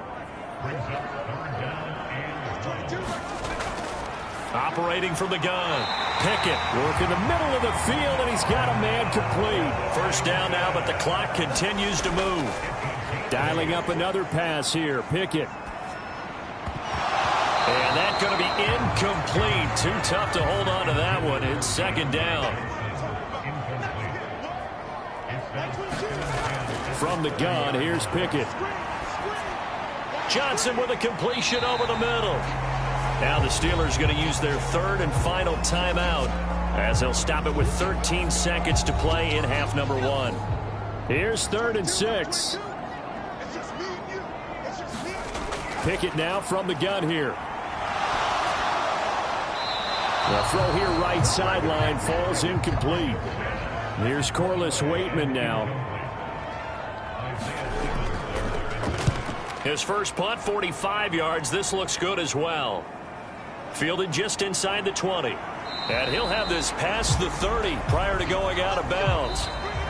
So we've reached intermission here in a low-scoring game. 7-3 is our score. As we'll head down to Orlando, that's where we find our man Jonathan Coachman at our EA Sports Halftime Report. Coach. Okay, Brandon, we'll get you back to you and Charles in a bit, but first it's time for a trip around the NFL following an eventful opening weekend. Let's see what's happening in Week 2. We'll begin up at MetLife Stadium. The Giants hosting Tampa Bay in an NFC matchup. And it's the Buccaneers who are out in front in the second quarter. Chris Godwin, a touchdown reception. From there, let's head over to Minneapolis to check on the Vikings at home at US Bank Stadium. And this one going the visitors' way as the Texans have the lead in that one. The Texans looking to sew that one up, and they look to be in pretty good shape. Finally, let's get up to the place they call Titletown, Green Bay, Wisconsin, to see what's happening with the Packers. And they've got the lead in that ball game over the visiting Jaguars. Justin Herbert with 2 touchdown passes. It was a strong first half for running back Tony Pollard. He had a touchdown run that helped get his guys this halftime lead. Okay, Coach, thanks as always. This one's still anyone's game as we welcome you back for quarter number 3. So the Eagles with the lead, and they're going to get this football first as the third quarter gets underway. And he will not bring it out. It's a touchback.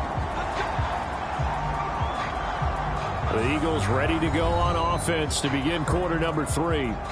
Now this game, it has obviously been all about the defense on both sides of the football. Which offense is going to break through here? We'll see if they can do it on this drive. They'll throw on first down with Hurts. Fires the quick slant. A.J. Brown's got it. And he gets this one just shy of the 40, down at the 39. So from the 39 now, they'll come up on a 1st and 10. They run straight ahead here with Pollard. And this play will be blown up. He'll lose yardage back at the 38. Officially, it's a 1-yard loss. That's going to bring up 2nd and 11. And that's what this defense is going to need to do more in the second half. Good pressure that time, forces some indecision in the backfield. He's going to wind up being taken down for a nice loss.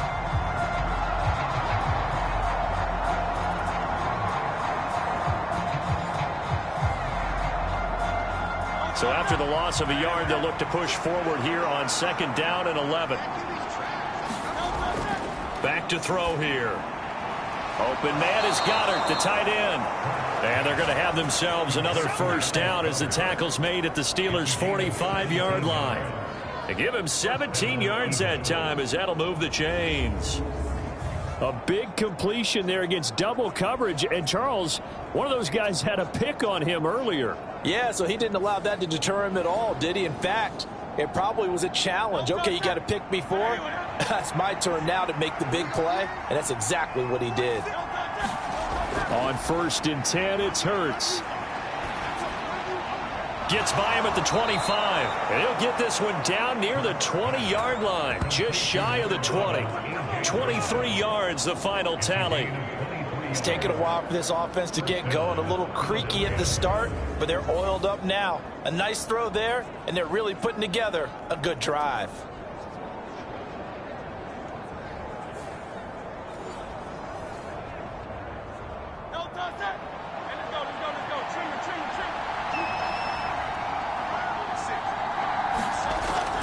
Pollard gets it off the option. Halted in his tracks by Keanu Benton.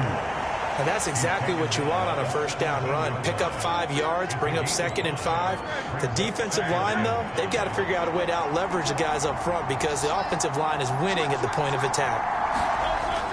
2nd down, Pollard again. And he'll take it from the 18 to the 15, a gain of 3. 7th play of the drive now as they come up on a 3rd and 3.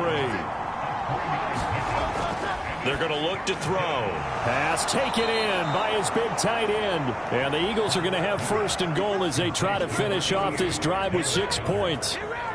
And in a lot of ways, that catch is expected. Red zone presence, and that one was realized there. You've got to find your tight end in that situation.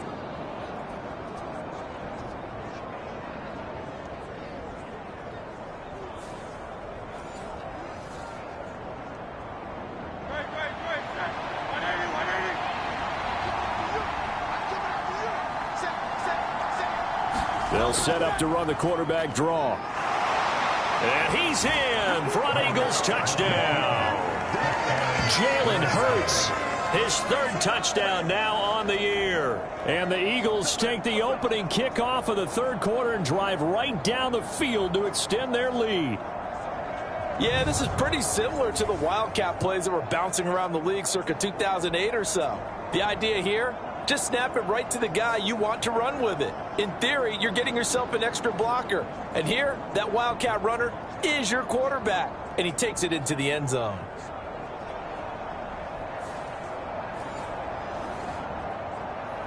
Elliott on for the extra point.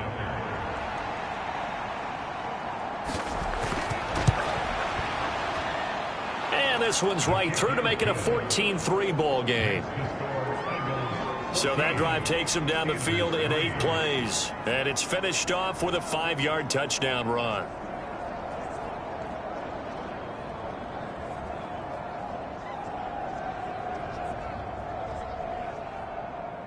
Now after the touchdown, here's Elliott on to kick it away.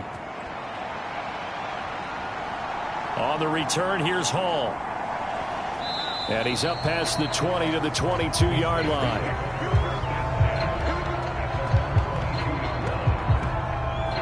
Time for the Steelers offense now to get set for their first possession of half number 2.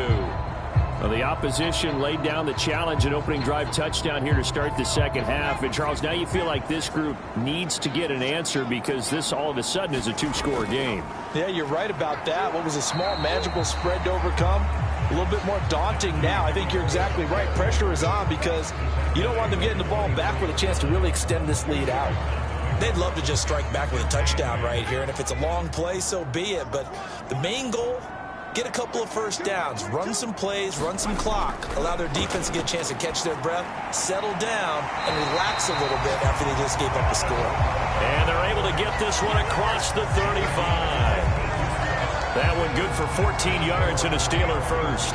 Well, they obviously red man covers their partner, and he got downfield, broke down the defender, made him What do you mean by that, Burke? Yeah, he made him think he was going to run a different route. Probably thought he was going to take it upfield. Then he curls back inside for the completion. Pickett to throw on first down. This one hauled in, and again it's Robinson. But there wasn't much there with that hitch route. They didn't gain what they expected. But sometimes when you call a hitch, you really don't have an alternate to go to. You don't have a second route to throw it to. So sometimes you have to rifle in there and hope for the best. Here's 2nd and 7.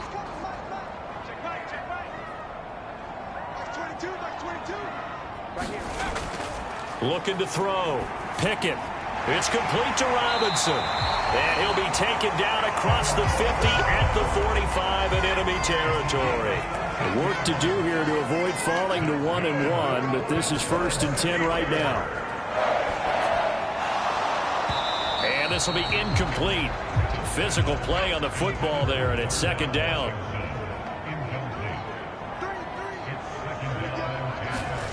Pickett, he's going to throw it again. And that'll be incomplete. Took a pretty good shot as he tried to pull that one in.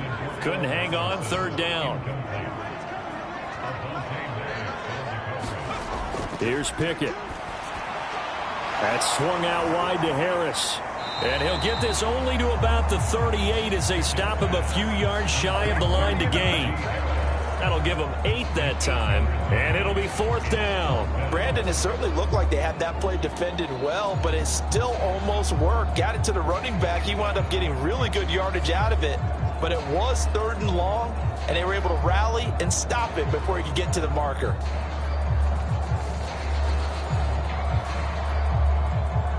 Still just the 3rd quarter, but they've got to make something happen. I think they know that. They're going for it on 4th. They're going for it. This is Harris. And he's able to get it to the 33. Good enough for a 1st down.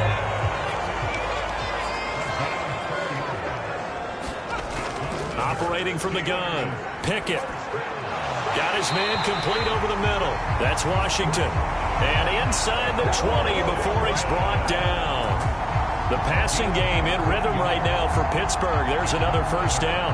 He's certainly done a nice job spreading the field on this drive, and here he finds his big tight end for good yardage. And that's what you have to do. Keep defenses guessing about where you're going to go with the football.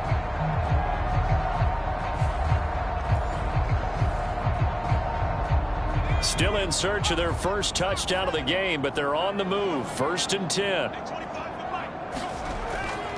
They hand this off to Harris. And now they're inside the 10 as he's brought down at the 9. So not quite a 1st and goal just yet as they come up now 2nd and inches. Back to throw. Pickett. And they're going to get him. They bring him down to the sack back at the 16-yard line. That sack courtesy of the effort of Hassan Reddick. Well, they had the right down and the definite distance to take a shot downfield, but it didn't work out the way that they had envisioned. No, that's a situation where if you take a sack close to the line of scrimmage, it's not that bad, but a loss like that, you can't take a sack there. Yeah, absolutely. The one thing you cannot do, they did. Here now a 3rd down and 8.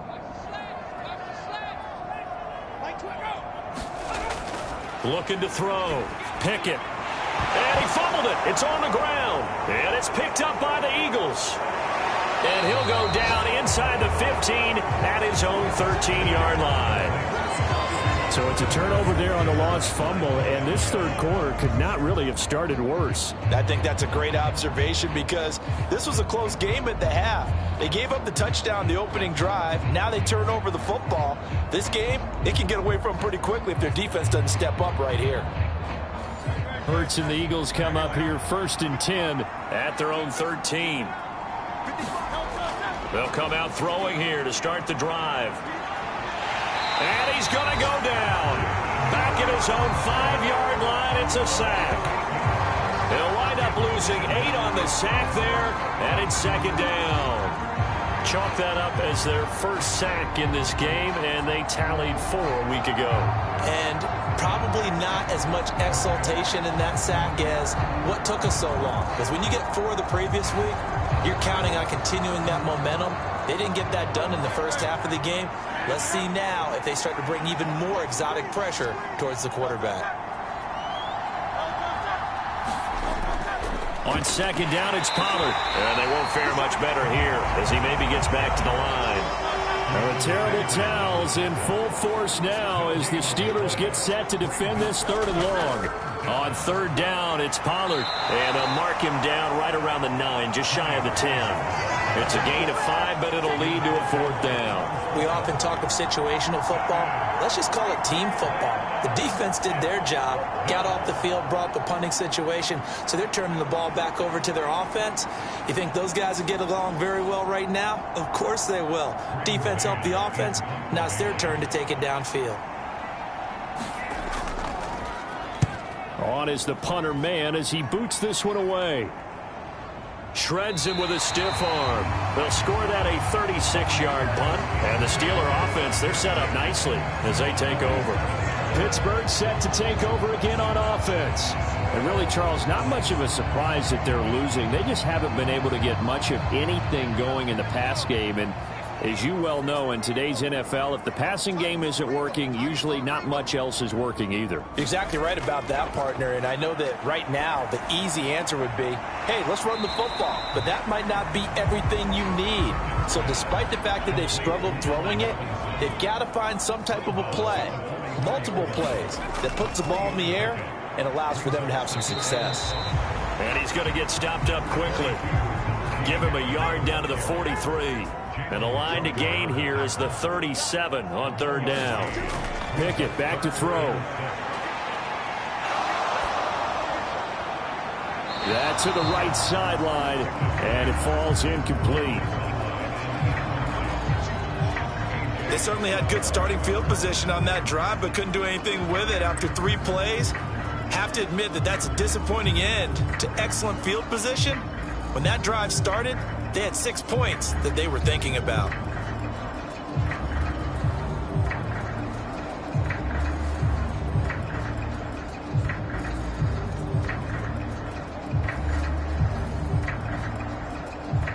So look at this. Here's the field goal unit coming out. And he is going to need to bomb this one. They spot it on the midfield stripe, so it is a 60-yard attempt here. And this is good. It was running out of gas there at the end, but he winds up getting just enough on it. And a second field goal here cuts their deficit to 14-6 now. Charles, even as long field goals become more and more common, this is still very rarefied air. Only just over 20 field goals have been kicked from 60 yards or further, and you can add his name to the list now. And as calm as he tried to present himself, there's no doubt there were some nerves as he lined up to attempt that kick. But once the ball was snapped, he just swept the leg and boom, over the crossbar. Hurts and the Eagles come up here 1st and 10 at their own 25-yard line. They'll run with Pollard to begin the drive. And he'll get this up just shy of the 30. An opportunity to get a drive started here at the end of the 3rd quarter. What you're trying to do is break the game down a little bit. Don't let your guys see too deep into the game, into the future, and say, oh, we got to get here. No, right here, right in front of them, melt the clock down, get to the 4th quarter, try and keep going. And try to keep that lead. Exactly. 2nd and 6, just inside the 30.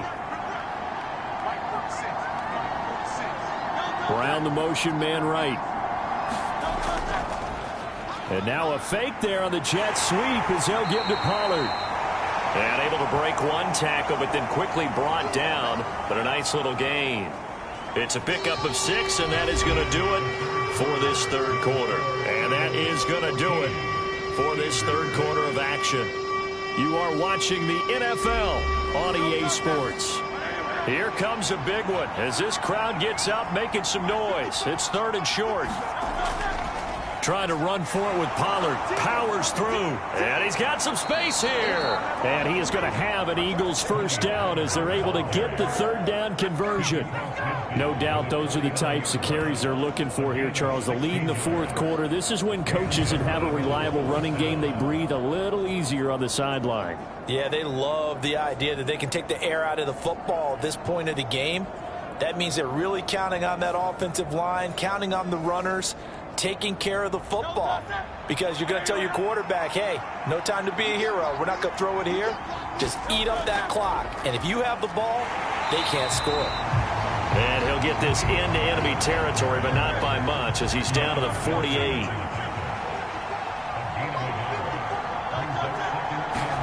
Hurts.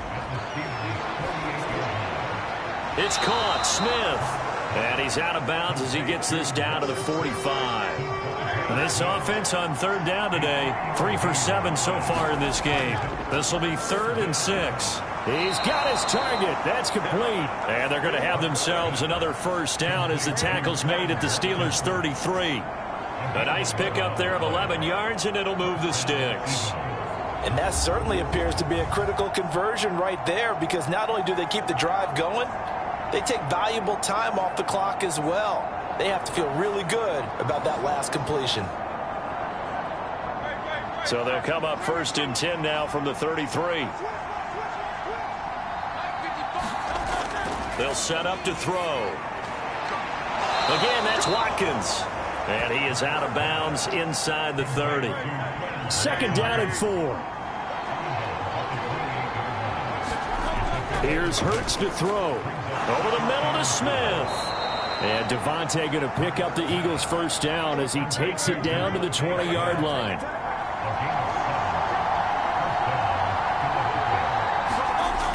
Throwing is Hurts. And that one drops down, incomplete.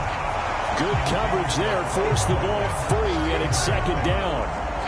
Well, he'd been targeted quite a bit on this drive, and finally I think the guys on the defensive side, they said no more. They slapped the double coverage on him, made it very tough for him to get the ball. After the incompletion, here's 2nd and 10 from the 20.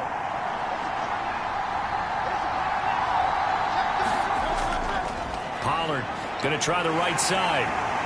And they'll get to him just inside the 15. Even after the strong run we just saw, they're able to corral him quickly defensively. On 3rd down, it's Gainwell. And the Eagles are going to have 1st and goal as they try to finish off this drive with 6 points. How about this offensive line? They're really starting to establish themselves, take over this game. And before the series began, I know exactly what was said in the defensive huddle. Guys, we got to get no less than a 3 and out. Let's get off the field. Instead, they can't find any traction towards doing that. Right now, they're just getting muscled all over the field and getting pushed down it. So 1st and goal, 6 points here would go a long way toward wrapping this one up. Pollard will take it up the gut. And he gets halfway home from the 10 to the 5 on a pickup of 5. And the ball smack dab on the 5-yard line. Here's 2nd and goal. Pollard one more time. And he is met in his tracks behind the line of scrimmage.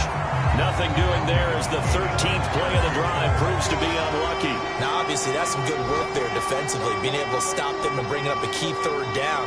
But if you're on the offensive side of the ball, there's an opportunity, because I know what defensive guys are thinking right now. Just stop them, get to the ball. That means they might not be sound defensively. There could be some opportunities. And you said key 3rd down. Highlight that word, put it in bold. Here we go. A lot of tired bodies on that field, but this is a big play. 3rd and goal. Hurts sets up to throw it. And Goddard's got it. Touchdown, Eagles. A great play there. His first touchdown here of the new campaign. And the Eagles are on their way to a 2-0 start. No surprise there. 3rd and goal down here. That's where they're going to look for their tight end. Yeah, you want that big guy running his routes because it doesn't matter who they cover him with. If it's another big guy, he might use his bulk against him. If it's a shorter defender, he might go over the top. Either way, you tend to find a little bit of a mismatch in that area. Elliott good on the extra point, and the lead is up to 15 now. That one was an extended drive, 14 plays all told. And the drive was all finished off on the touchdown catch by Dallas Goedert.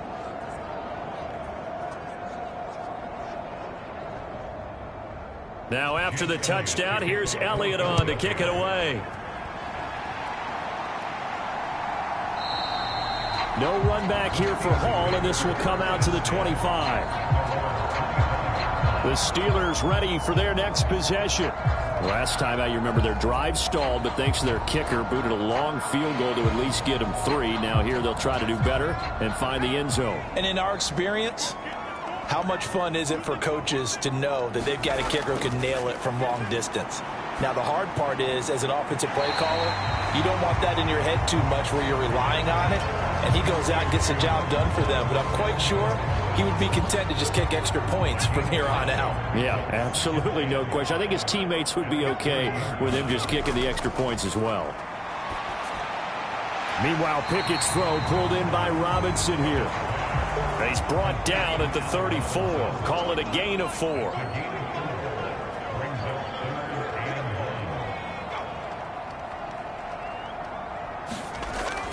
Off play action. Pickett.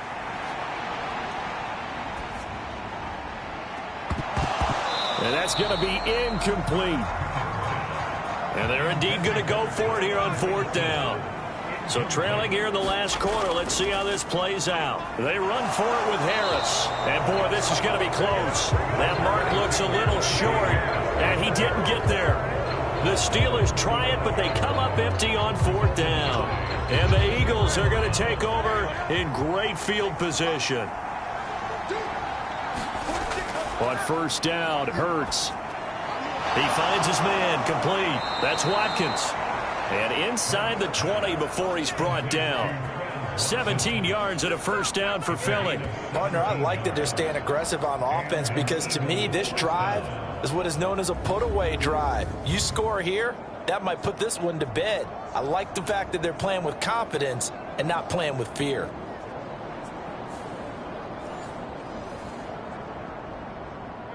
So from inside the 20, here's 1st and 10 at the 18. Now Hurts on the option right. And he'll go down here at the 12-yard line. Here now, 2nd and 4. Option play, here's Pollard. And he's going to be brought down just shy of the 5 at the 6. 104 yards rushing for him now as he has been tremendous all day long. Well, it is our business to analyze what we saw out there, and on that play, I saw a defense staying in base, not taking a chance, not blitzing in a situation where they absolutely need the football back. That's either a case of overthinking it or not thinking it through. If you do blitz, do you have to be careful about where you're coming from, or are you just coming from all angles? You have to be careful about where you're coming from, obviously, but at this stage, you have to take a few chances as well.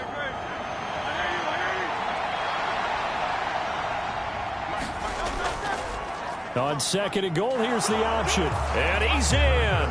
Touchdown, Eagles. Jalen Hurts. His 3rd touchdown of the game and 5th on the year. And the Eagles are looking to make it 2 straight as they add on to this 4th quarter lead. Well, Charles, he's already proven that he's not afraid to tuck that football down on the option, and he's into the end zone for the 2nd time in the game. And that's exactly what you need from your quarterback. The ability to run the ball fearlessly. And in fact, many quarterbacks will tell you running the football doesn't scare them. Standing in the pocket and taking blindside hits, that's what terrifies them. Elliott good with a PAT. And the lead opens up now to 22 points. So that drive spanned 5 plays. And it was capped off by an Eagles touchdown.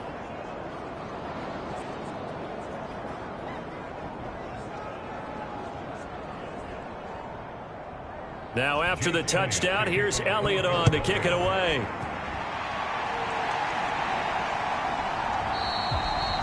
And Hall not going to bring this one out.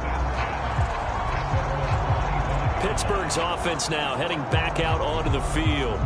Charles, we know that this offense is aggressive. We saw that last drive. They went for it on 4th down, didn't get it. Then they give up the touchdown. So now you feel like they really need to respond here. They certainly do, but let's face it. Sometimes when you take that risk, you understand if you fail, a little more onus goes back on your ball club to try and pick themselves back up. I like the calmness of how he played the ball here. No panic in his eyes as that throw arrived. Tracked it from the moment it left the quarterback's hand, and that's just where he needed to be to knock it away. Following the incomplete pass, here they go again. 2nd and 10 from the 25. Pickett. That's caught by his tight end, Kylen Granson. And he's going to be dropped following a pickup of 7 past the 30 to the 32. Those short little routes probably going to be open. The defense, they'll let those happen, especially when they can make an inbounds tackle. Yeah, where's Coach Madden when you need him? He always talked about taking what the defense gives you, but sometimes you have to know when you have to take more. That was one of those situations. Able to find the open man. That's complete. And he will have a Steelers first down as they convert on 3rd and 3 with a nice gain of 7 yards. That was a route run not just with dexterity, but with intelligence. Found the hole in the zone, made sure the quarterback saw him, and was able to make the sure catch and flip the down marker back to 1.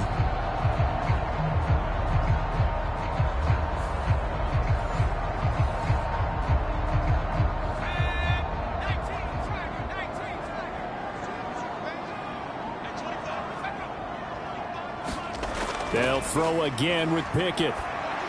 Complete. It's Johnson. So the completion good for 7 there. And it'll be 2nd down. Here's 2nd and 3. Looking to throw. Pickett. And he drops it incomplete. And their struggles continue here.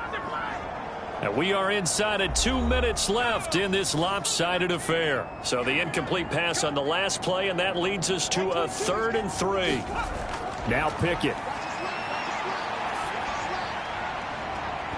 Throw out wide is incomplete. The offense going to stay out there. They've converted once, failed once. What can they do here on 4th down? Pickett, 4th down, desperation time. That went into the hands of Washington. And he's got enough for the first across midfield to the 48. Now they got to get to the line quickly. Pickett right back to the air again. And he'll get it right back to Washington. And he's taken down inside the 30. And quickly they get to the line. Pickett's throw hauled in by Washington. And he is out of bounds inside the 30. They'll give him 4 yards there, and it's 2nd down. Yeah, that one was covered pretty well because they were trying to leak the tight end out into the flat. I think they were hoping he could catch it, turn upfield, and pick up the first down. 2nd down and 6 now from the 26. Pickett, he'll look to throw it. And this is going to be intercepted. And the Eagles are going to take possession here. It's a touchback, and they'll take over at the 20-yard line. Well, field goals probably aren't going to cut it at this point. This was touchdown or bust, and unfortunately for them, it turned out to be bust. Yeah, they're feeling like they've got to force the issue here and maybe take some chances they wouldn't have earlier in the game. But give credit to this defense. They've really stood tall throughout, and they come up with the interception in the end zone.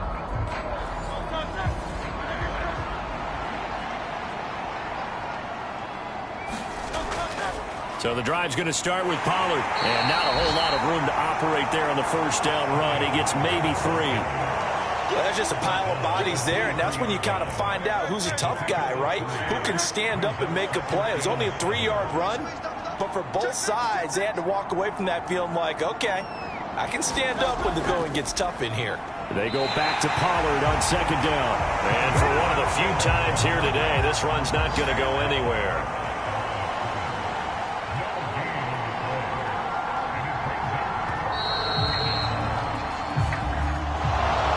This was a very close ball game at halftime, Charles, but in the second half, that offense kind of kicked things into another gear, and they were able to pull away for the victory. And, Brandon, I think they're the type of team that just looked in the mirror and said, hey, ton of pressure on, but we're the type of team that can flat out handle it. They stood up with confidence, and made it happen for a victory. So for Philadelphia, it's a dream start. 2 wins in 2 early road games. And they will head back home next week. Meanwhile, for Pittsburgh, they'll fall to 1-1. And they'll get a chance to redeem themselves at home next week. Thanks for tuning in, everybody. Alongside Charles Davis, we thank our entire crew. I'm Brandon Gaudin. This is the NFL on EA Sports.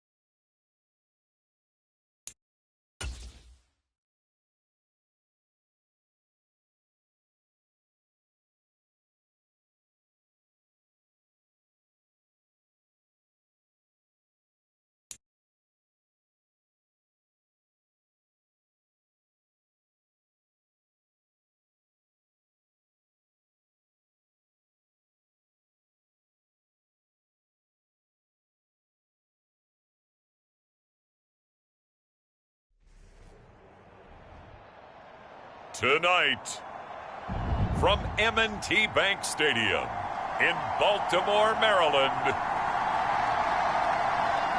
it's Week 2 of the NFL on EA Sports.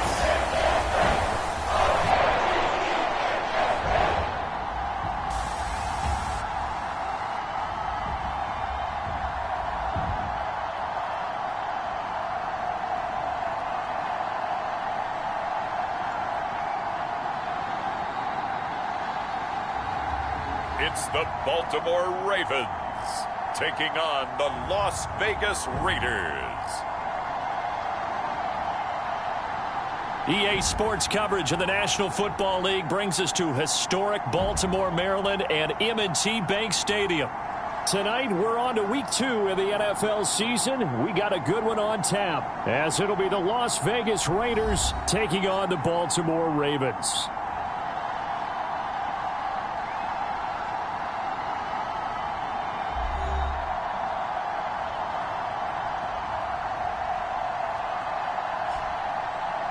Alongside Charles Davis, I'm Brandon Gaudin. And Charles, you look at this Raven team as they get ready here. They were winners last time out, so they'll be looking, Charles, to make it 2 in a row. And what I enjoyed when I watched their game tape and their victory last week is they put it together in every phase. Good offense, good defense, and some key plays on special teams. Let's see if they can get that second win in a row. On the other side of the field for the visiting Raiders, they come into this one after a loss in the opener, and they're in for another tough test here. And what a battle for an organization to look at your schedule and see 2 road games to start the season and not have a let.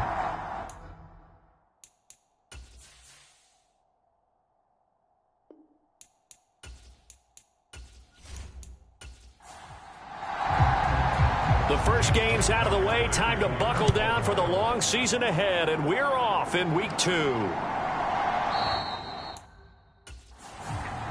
No run back here on the opening kickoff, as we'll start at the 25. So here comes the Raiders offense now onto the field.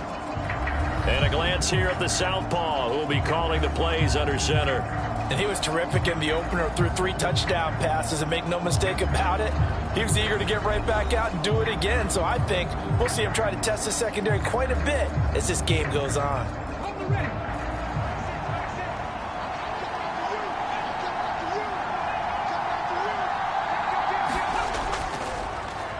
On the ground, it's Jacobs to start the drive. And this will be a gain of 5 as he gets it to the 30.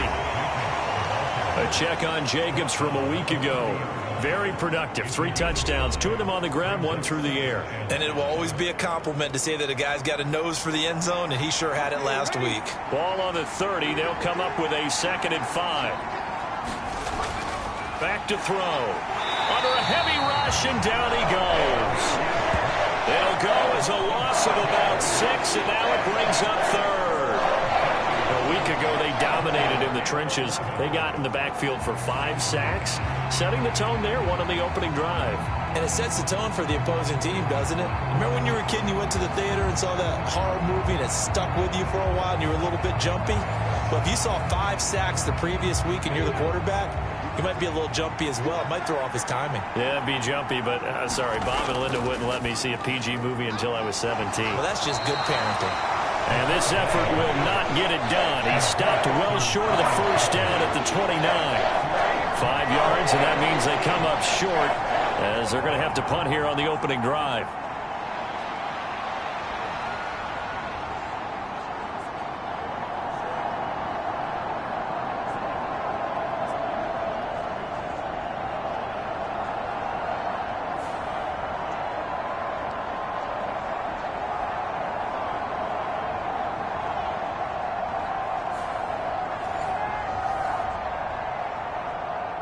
Here's Aaron Sipos out now to punt on 4th down.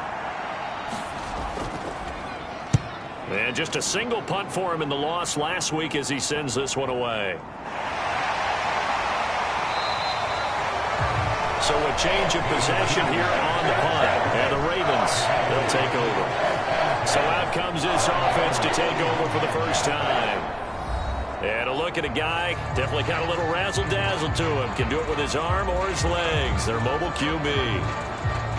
I still remember when he was drafted, there was a little bit of controversy about how high he was selected by the New York Giants, but his talents were revealed. He can make every throw in the book. Surprisingly good athlete. As long as he takes care of the football, doesn't turn it over. And this intercepted on the first play of the game. Picked off by Robert Spillane. And they take over. They'll set up shop at the 46-yard line. So a first interception thrown for him there, and that really not the best decision either. Not at all, and that's something he did not do in their victory last week. No interceptions in that game, but this defense, they're able to take advantage of an early mistake. Now let's see if they're going to turn it into points.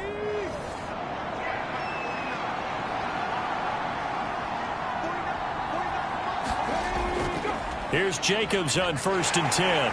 And he's going to take this ahead for right around 3 yards, but no more than that. 2nd down.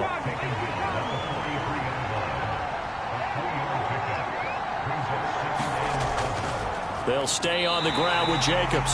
And they get him behind the line, so that short gain on 1st down quickly negated. It'll be a loss of a couple on the play, so now 3rd down coming up. Well, this defense for the Ravens, terrific last week in the season-opening victory. And I'm eager to see the game plan and trying to attack them this week, because when you take it away 4 times through interceptions, what do you do now when you go into a game?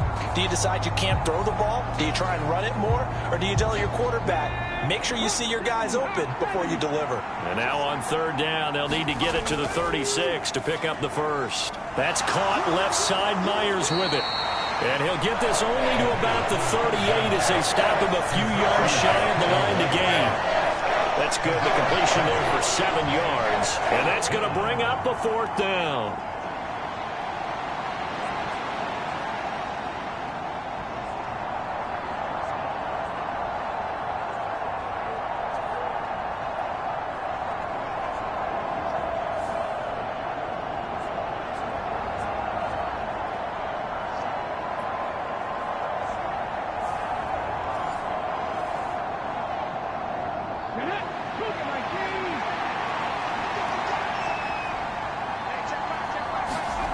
He'll drop to throw. Oh, he tried to fit it in on the slant, and it's intercepted.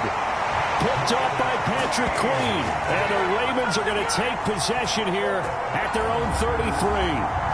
So consecutive interceptions here early on in this one, and maybe setting the tone, Charles, for a game where the defense really takes center stage. And don't you think that both offenses are really catching a bit from their coaching staff about avoiding these turnovers that we've seen early? I think both teams are trying to find an advantage. We know that. Can one of them break away and take control of this game? Trying to shake off the interception. He'll look to throw. Call it a gain of 6 on the play, and it's 2nd down.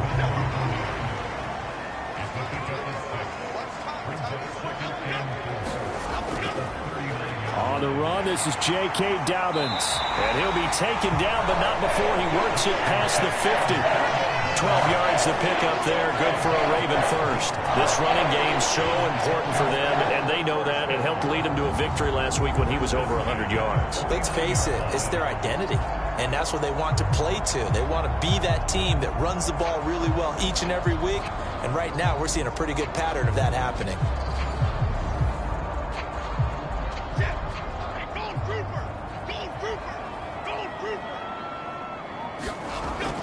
Right back to Dobbins on 1st.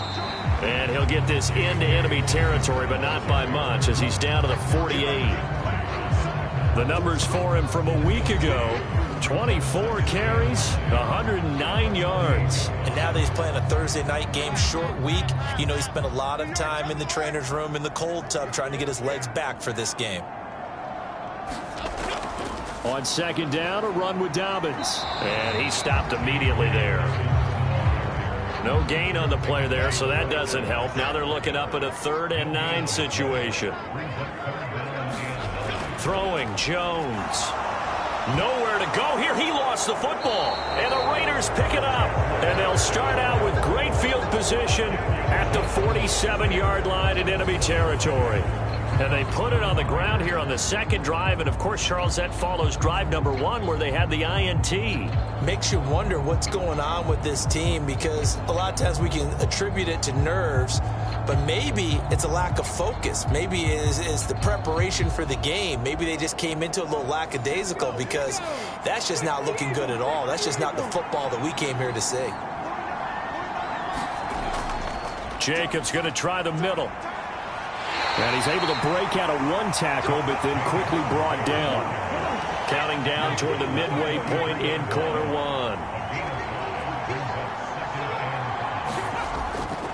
1. Once again, it's Jacobs. Oh, look at the juke. And he gets it inside the 35 and just shy of the 30.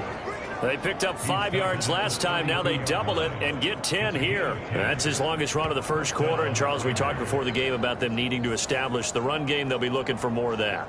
And they got to the perimeter. So that tells me that that's part of the game plan of what they want to get done today. So they'll have some complementary runs where he'll run it to the inside. But it appears that when they want the big yardage, they think they can get to the outside and make it happen. Here's Jacobs from the gun. And he struggles to get a yard here, maybe a yard, down to the 31. Now 2nd and 9. Now they'll switch it up here and look to throw. And he will score. Touchdown, Las Vegas. Their mobile, agile quarterback. His 4th touchdown on the year. And the Raiders are on the board first on the road here in Baltimore. And maybe the defense got so caught up in him throwing the football, they forgot he can take off too. And you often hear about the quarterback being the unaccounted for guy as a runner. Well, even on a passing play, he's unaccounted for as a runner, and he turned it into a nice gain. A very nice run, and it turns into 6 points. Extra point up and good by Sanders, and it's now a 7-0 game. Just a 4-play drive that time, and a pretty good run there in the end to top it off. Now after the touchdown, ready to kick it away is Sanders.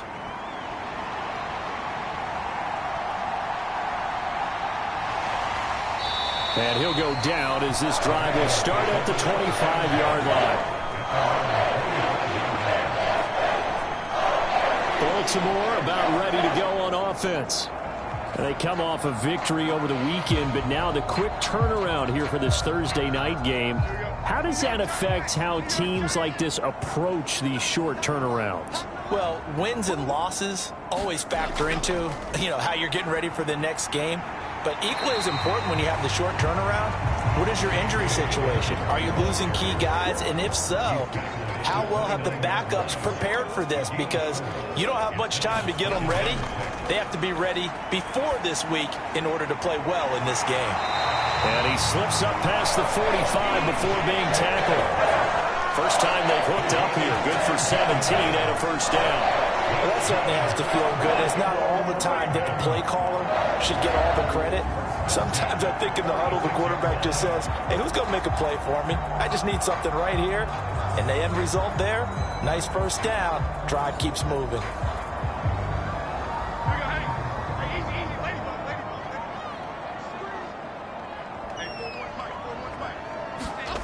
Now Jones. That's complete. It's Zay Flowers with it.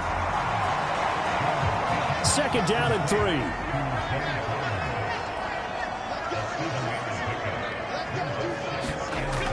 Dobbins running out of the gun. And he'll be taken down at the 44-yard line.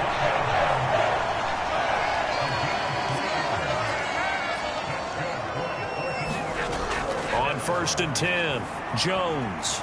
That's into the hands of Flowers over the middle. And past the 35, he'll be dropped a yard or two shy of the 30.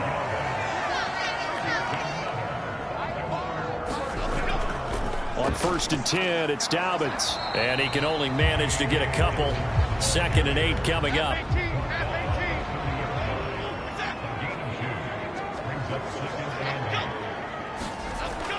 Back to throw.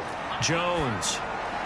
Oh, and his early struggles continue. Here's another one intercepted.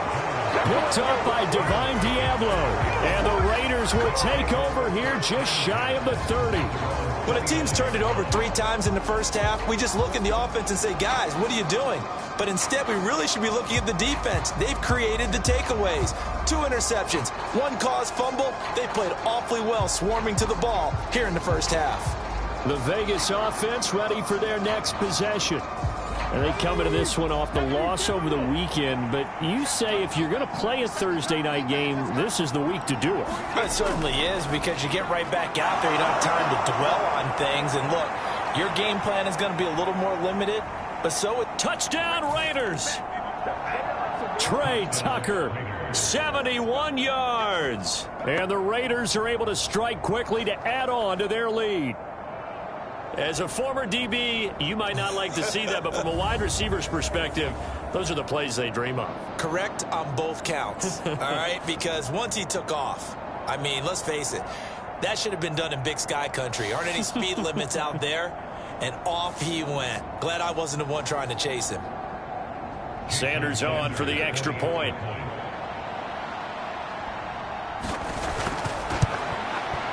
And it's good, and they have jumped out here to a quick 14-0 first quarter lead. Those are the kind of drives they like on offense, from the coordinator to the quarterback, the line, everybody. 1-play drive and into the end zone for 6.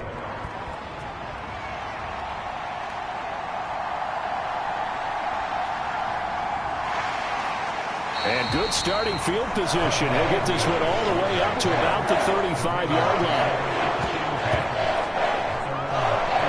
Baltimore's offense set for this next possession. Now, they were winners in the season opener Sunday. Now they get the quick turnaround game here on Thursday night. But, CD, you say this is an ideal setup for them. Why? Well, it's just the way the schedule lines up, because everyone's got to play a Thursday game, and that's because of competitive balance. So, let's face it, would you rather play week 2 when you're still relatively fresh and excited about the season, or week 15 when you've had a season's worth of bumps and bruises to factor in, and who knows what your record might be at that time as well? Well, you're down early. How do you get back in the game, maybe establish the run? I think they're trying to do that. Now, I'm with you on that one, and what I like about the message is that there's no panic from the head coach. He's already told his offense coordinator, let's run the football, let's get things settled down a little bit and find our way back into this game. And that one to the right side and incomplete. They come up now 3rd and 5 following the incomplete pass. Operating from the gun, Jones. He's got the connection to Moore. And he will have a Ravens first down as they're able to get the 3rd down conversion. You can almost hear the sigh of relief coming from their sideline and from their point on the field, because this has been a tough start for them thus far. A much-needed first down there. They needed something good to happen. Plays like that will continue to help them dig out of this hole.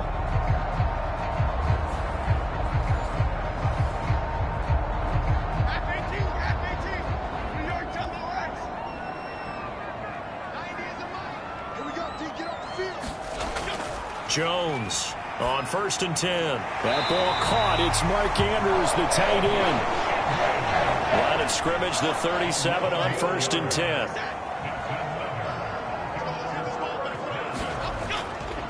Off the play fake, Jones.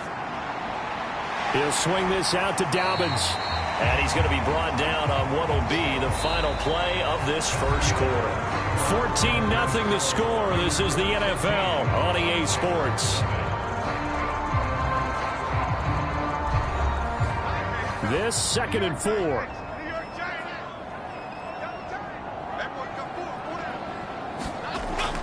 They'll look to throw again. Throw caught by Flowers.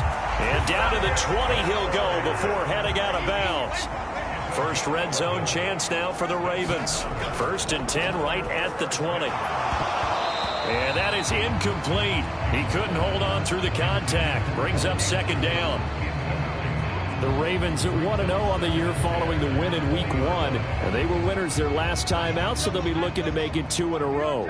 And so much about football, partner, comes down to mindset. Being in the right frame of mind, and the best way to get in that good frame of mind, winning. So they come in feeling good. They've got the home crowd behind them. And I think they're going to be tough to beat in this one. Here's Jones on third down. Throw right side is complete to Andrews, his tight end. And he is not going to get to the marker as they stop him short at the 14. So the completion good for 6 yards. And that's going to make it fourth down. Obviously, this has not been a banner game throwing the football. So what you got to do, you got to kind of down focus, don't you think? Find the tight end, take some easier completions. The interception last drive. There he hits the reliable target.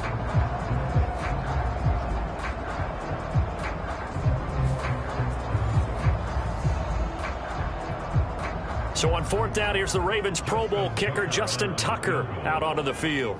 From the right hash, this a 31-yard attempt.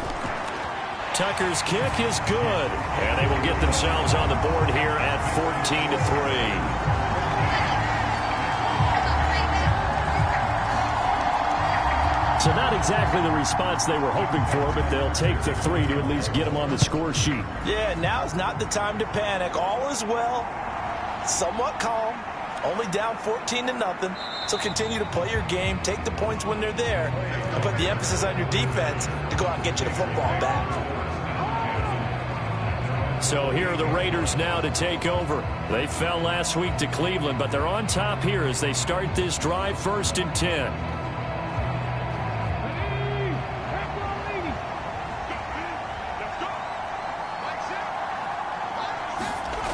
They'll try and start this drive in the air.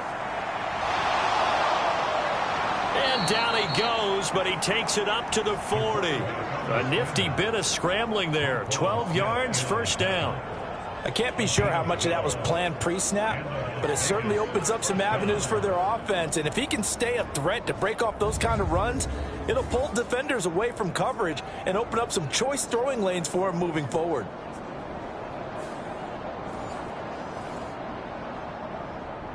Two minutes gone by, second quarter.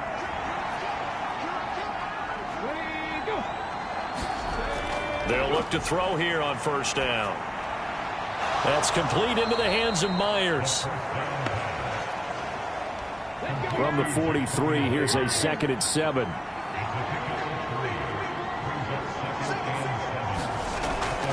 They're going to look to throw. It's Myers again with another catch. 2 yards on the pickup there, and it brings up 3rd and 5 now. They'll need 5 on this play to move the sticks. Off the play fake, he'll look to throw. And taking it across midfield and inside the 45. A nifty bit of scrambling there. 12 yards, first down. No shortage of impressive moments from him thus far. Now he's halfway to the century mark, and we're still in the first half. There's been no answer for his running ability so far by the defense. I can't wait to see what adjustments they'll have to make during the halftime break.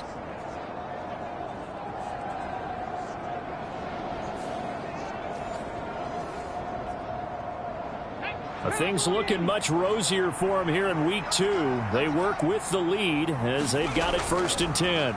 Now a give to Jacobs running right. And nothing doing. He's immediately taken down at the line of scrimmage. Here's 2nd and 10.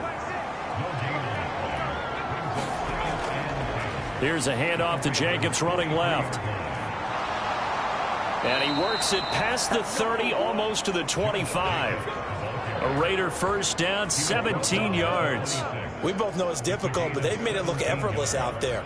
Through the air, on the ground, they've moved the ball with relative ease.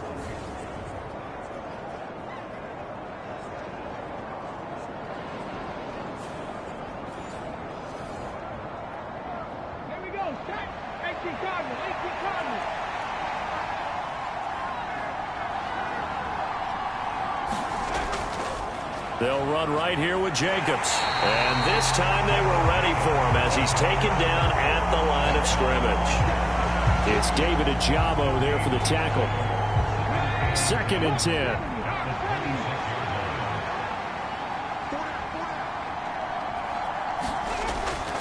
Out of the gun, they'll look to throw. Throw left side, taken in by Renfro. And he's going to be taken down with the first down at the Ravens 14. Back to throw here. And he's going to lose a yard or two, taken down behind the line. Michael Pierce, in all of his 340-pound glory, gets the sack. And this is a quarterback who's already had success on the ground in this first half, but this time they're able to hem him in. And it's always different when you rush a mobile quarterback as opposed to a guy you know will be right back in the pocket. In this case, you got to make sure the inside pressure and the outside pressure match, and maybe even a second wave to make sure if he squirts free, you've got someone to tackle him. The sack cost him only a yard. It's 2nd and 11. Running straight ahead is Jacobs. And he goes backwards here, losing yardage back to the 16. That'll wind up as a loss on the play, so now they're staring at a 3rd down and 12. Count me as a little bit surprised by what we just saw there, because this has been a pretty long drive, and normally you think that wears down a defense. In this case, looked like the offensive line let them down a little bit. They allowed the penetration and the ability to stuff them for a loss. The last 2 plays each lose a yard. They'll try to move forward here on 3rd and 12. They'll drop to throw. Caught by Mayer. And they're going to drop him well shy of the first as he can only make it to the 11. So 5 yards here, 5 on the play. And that'll bring up 4th down. That pattern and scheme was well defensed on 3rd down. He tried to just sprint from one side of the field to the other, and they got it to him quickly. But no chance at yards after the catch there, and they stop him short.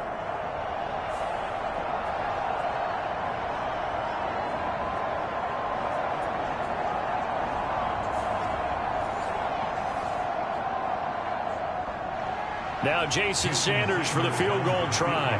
From the right hash here, should be an easy one. Sanders' kick is good, and they will stretch the lead now to 17-3.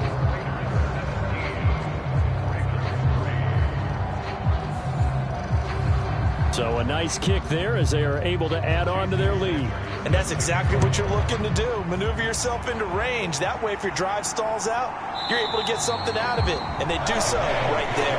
No run back here for Duvernay. Touchback out to the 25. And now Baltimore gets set to take the field. Their drive last time, it stalled out. They were forced to take the short field goal. And the key phrase, you nailed it. Forced to, because you know coaches look at these short field goals as a last resort, right? To them, that's not how drives are supposed to end. You're supposed to put 6 on the board. That's a consolation prize. Like going to the county fair, you don't get the big stuffed animal on that one, do you? No, you don't go top shelf. That's bottom shelf material. Now Dobbins again on 2nd down. And he'll be brought down shy of the 40 at the 38-yard line. They'll get 3 as the drive continues. It's a 1st down. Exactly what they needed right there, because they needed to use the ground game to take some pressure off, because the quarterback's been struggling a little bit. Jones now throwing on 1st down, powering forward, and he'll be corralled out across midfield down to the 45. The Ravens get a new set of downs, give them 17 on that pickup. These guys have definitely been outplayed in the first half, but I like their countenance. I like the way that they haven't panicked out there, the way they're carrying themselves. They're starting to move the ball, and what you have to do, maintain your poise, and start to put together some drives.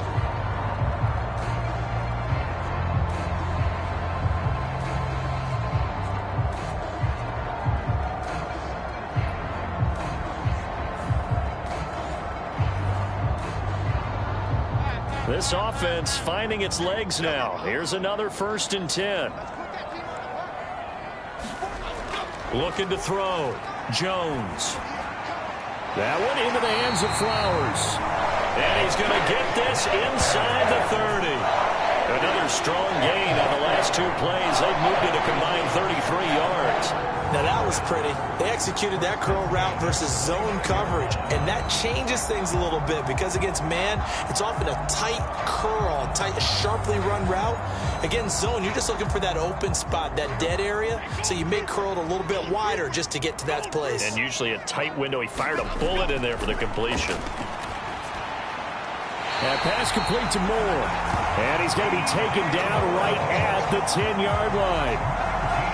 Well, there's no disputing.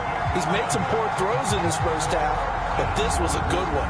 And you can bet this is an offense that isn't going to pull back. They believe in what he can do. So all you can do is look forward, and they pick up a first down. So not quite a 1st and goal. It's 1st and 10 from the 10. Back to throw again. That's complete, left side to Bateman. And it looks like he'll be just a yard shy of the 5 here as he's out at the 6. Short completion, just 4 yards, and it'll be 2nd down.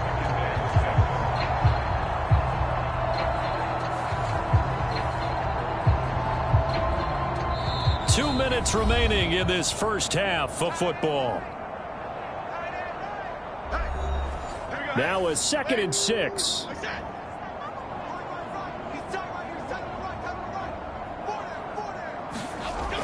They'll stick with the passing game as he looks to throw. Now throw right side here, going to be incomplete. So it's 3rd and 6, and this will be the 8th play of the drive. Again, he'll drop to throw. They set up the screen for Dobbins. The Raiders going to use one of their timeouts as they'll head to the sideline and talk over what to do next. So they're going to come to the line here, and it appears trying to go for it on 4th. Needing the tough yards, they run it with their fullback. And he's not going to get in. They stop him at the 1. They tried to let the fullback pound it in between the tackles, but he stopped up short. And the Raiders hang tough down near the goal line.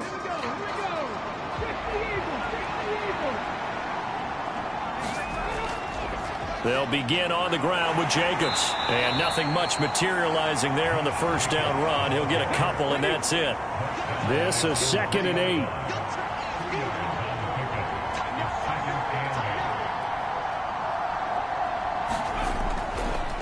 On the handoff, this is Jacobs. And he'll get this up past the 5 to the 7-yard line. Now the Raiders going to go ahead and use the 2nd of their timeouts as they'll stop it with exactly a minute to go before halftime. On 3rd and short, they'll try and pick it up through the air. They swing that out wide to Jacobs. Now the Ravens going to use one of their timeouts as the stoppage will come with a little under a minute to go in this first half. Las Vegas sending out their punter now as he'll punt it away for the 2nd time.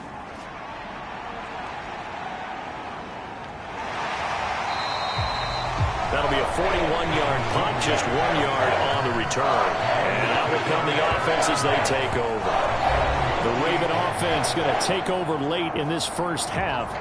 And with great starting field position and a couple of timeouts at their disposal, they'll certainly have the green light here. Good starting field position for them as they come up 1st and 10, just shy of midfield at the 48.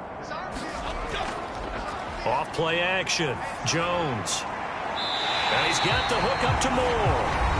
The Ravens going to use the 2nd of their timeouts as they'll stop it with just over 40 seconds to go in the first half.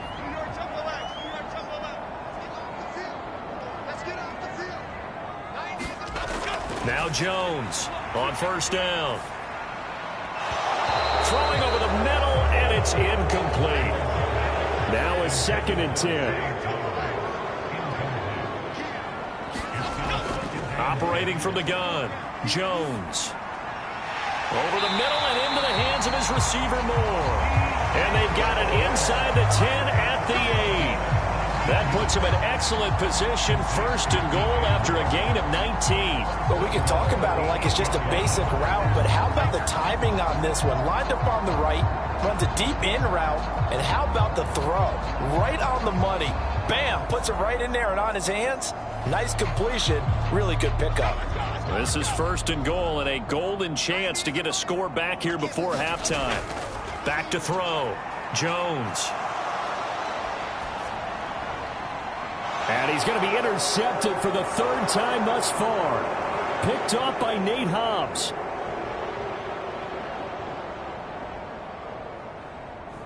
And he takes this one back into the end zone, and the Raider defense delivers a score. Sanders now to add the extra point.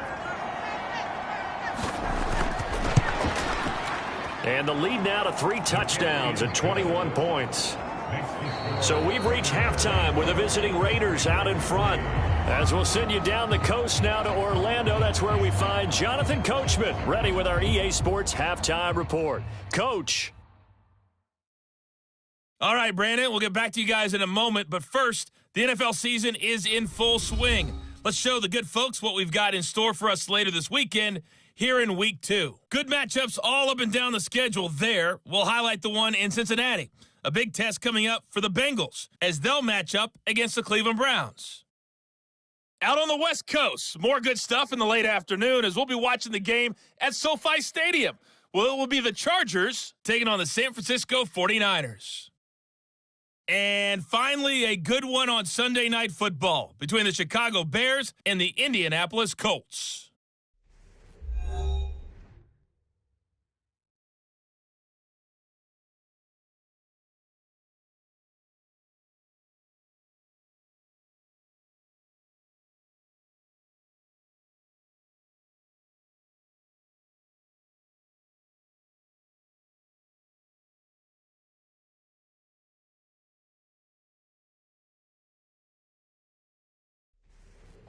All right, Coach, thank you, and we welcome everyone back for quarter number 3. The Ravens set to receive the football, trailing here as we resume action in the third quarter. And able to take it past the 25 and up to the 28-yard line. But the focus shifts back to Daniel Jones and company. And he's looking to take much better care of the football here in half 2 after 3 first-half interceptions. We don't have to just look strictly at the numbers here. You know what else happens to a team when you turn it over 3 times like that? It erodes confidence in you. And it erodes confidence in the offense. And now you have the defensive guys looking over and saying, what is going on here? And instead of playing for the team, they're playing angry and mad at their teammates. And that is incomplete. Oh, the coverage a little too good there, and it's second down. Now he dumps this off over the middle. He'll be hit down at the 33, 5 yards on the play. This offense in desperate need of a conversion as they come up on third down. Looking to throw. Jones targeting Dobbins again, and he's got it again. And he will have a Ravens first down as he's able to get 8 yards there on 3rd and 5. Another catch for him there on this drive, Brandon. And it looks like they're going to utilize him out of the backfield any way they can. And that time they pick up a first down. So now on defense, you assign a man to him and try and cover it before he gets going.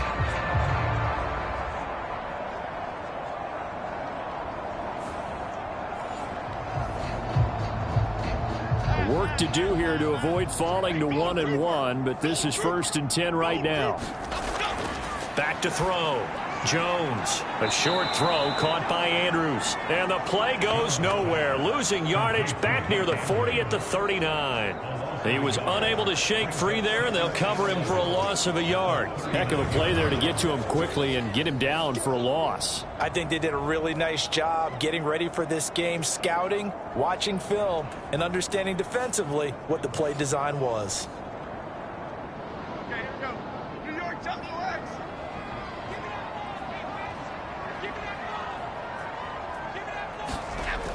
Throwing again on second down. Jones, and that play went nowhere. Losing yardage, it'll be back at the 36. So that'll go as a 4-yard loss on the play. And they're going to face an uphill battle here on 3rd and long. Well, it looked like the defense, they were ready for that one. Really left him almost no room to work after catching the ball. He could throw every move in the book at him. They were there, and they tackle him for a loss. 3rd and 15 here after the 1st and 2nd down plays went in the wrong direction. Looking to throw. Jones. And this is incomplete. Oh, he looked like he had a pretty good line on that one. That would have been a big play, but he could not pull it in. So they're forced to punt on 4th as this one's away. And that hits at the 6 and carries into the end zone for a touchback. So here comes the Raiders offense getting ready for their first possession of the second half.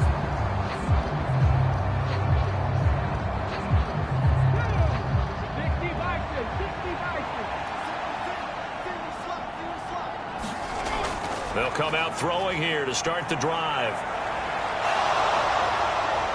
And this turns into a nice gain with a slide at the end. Opted to run for it. The decision a good one. Picking up the first, getting 14 yards on the scramble.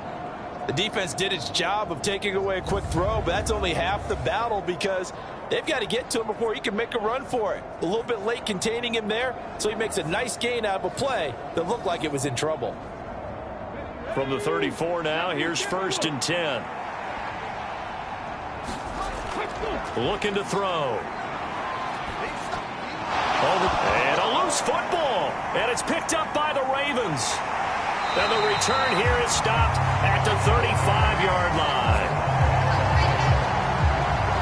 Well, number one on the list of things not to do when you're up 3 scores in the third, that right there, give the football away. I love when you speak like that. You know how doctors talk about taking the Hippocratic oath, first do no harm?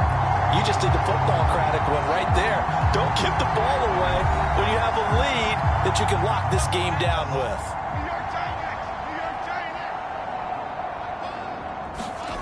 Jones, following the fumble recovery, he'll throw. And his throw's going to be incomplete. An incomplete pass on 1st down. That leads to a 2nd and 10. They'll run up the gut with Dobbins. 4 yards the gain, and it'll bring up a 3rd down. That 2nd down play call was not to pick up the 1st down. It was to accomplish what they did to get them into a manageable 3rd down because they had incompletion on 1st down, so they were behind the sticks, so to speak. They needed to make up some ground, and they did. Here's Jones to throw on 3rd down. Pass taken in by his big tight end. And he's brought down, but not before he reaches the 8-yard line. They're able to convert on 3rd down, and that sets up a 1st and goal. And this is an offense in need of getting a few good things to happen. Here's one right here. They've had their share of struggles in key moments, but that's a nice throw and nice work after the throw. And they're set up now with a 1st and goal.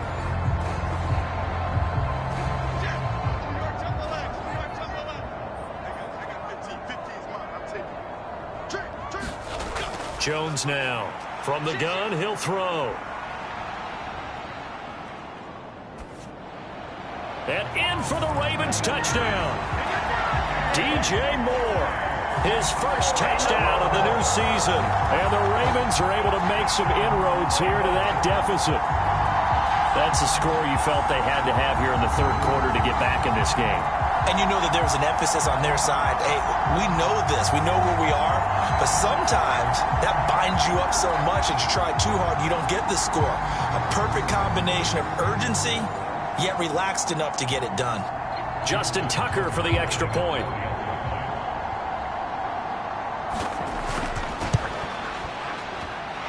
And this is up and good. That'll make it a score now of 24-10. So that drive, 4 plays. And it concludes with a touchdown reception by DJ Moore.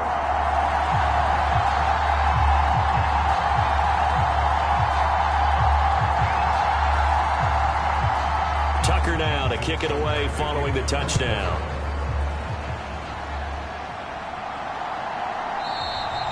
And this will not be brought out. It's a touchback. The Raiders offense now, they trot back out. Their lead down from 21-14, but still sitting at a great spot, up 2 scores here in the 3rd quarter.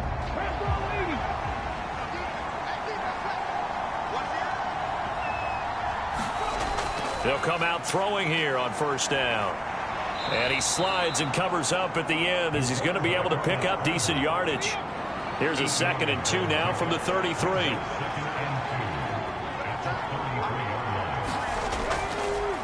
Here's a play fake as they set up to throw.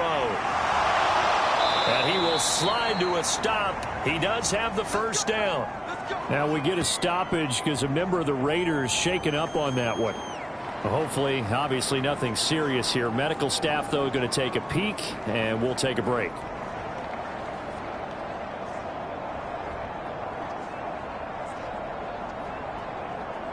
Back-to-back good plays have them on the move on 1st down.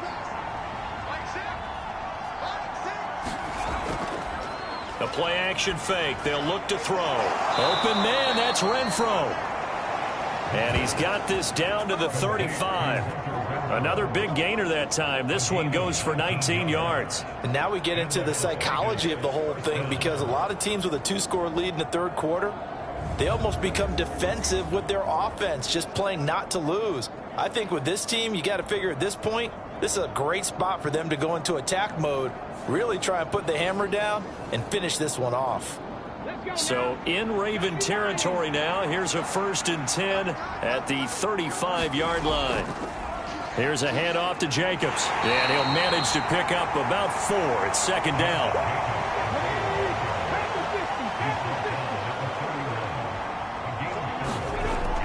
They'll set up to throw. Over the middle, complete. That's Myers. His 5th catch tonight, and it's good for a 1st down. This has to go down as one of the simpler routes in the playbook, but oh so effective. Nice completion there. Keeps the sticks moving. Back to throw now on 1st down. Looking left side, and he's got a man. That's Myers. And he's going to be taken down right at the 10-yard line.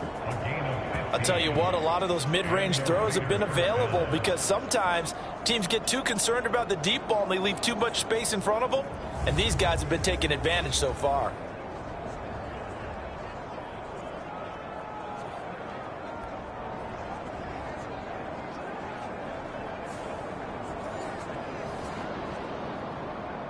So not quite a 1st and goal. It's 1st and 10 from the 10. Now back to throw. And that one drops down, incomplete. Good coverage there, forced the ball free, and it's 2nd down.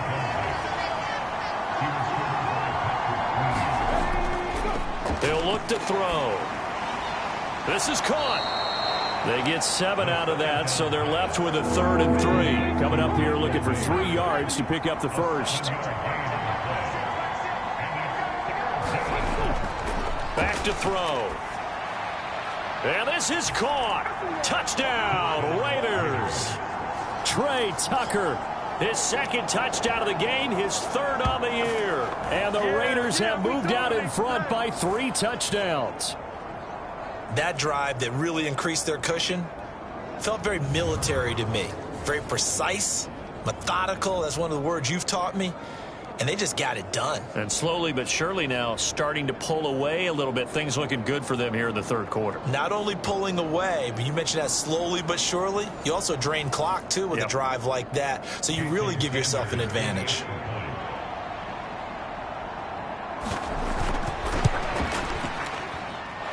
Extra point up and good by Sanders. And the lead now to 3 touchdowns at 21.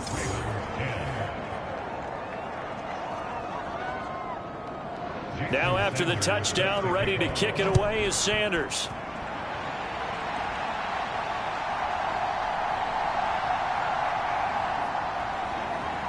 A solid return, pretty good field position. They'll start at the 32.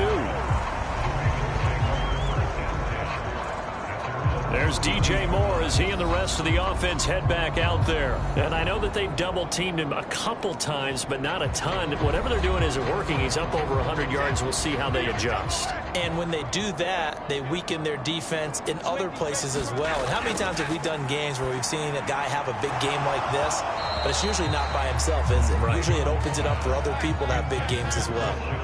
Here's 2nd and 10 now from about the 32. Throwing again. Jones. Going for Bateman. He's got him on the out route.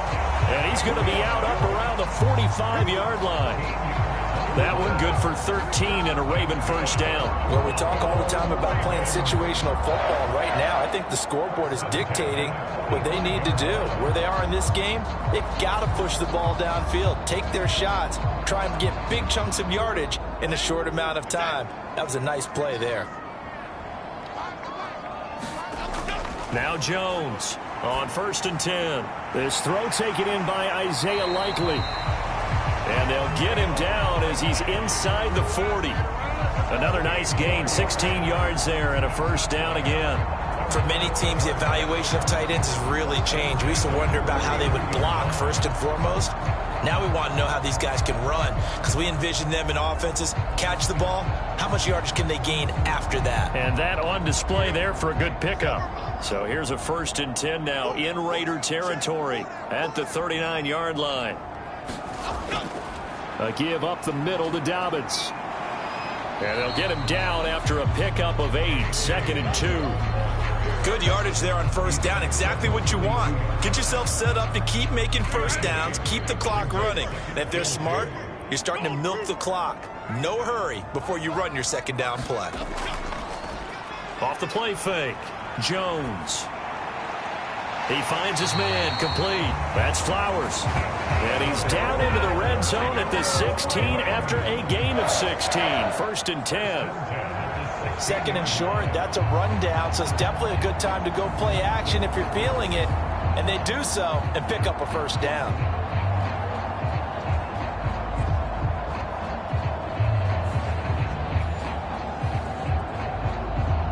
So the ball down to the 16 here for 1st and 10.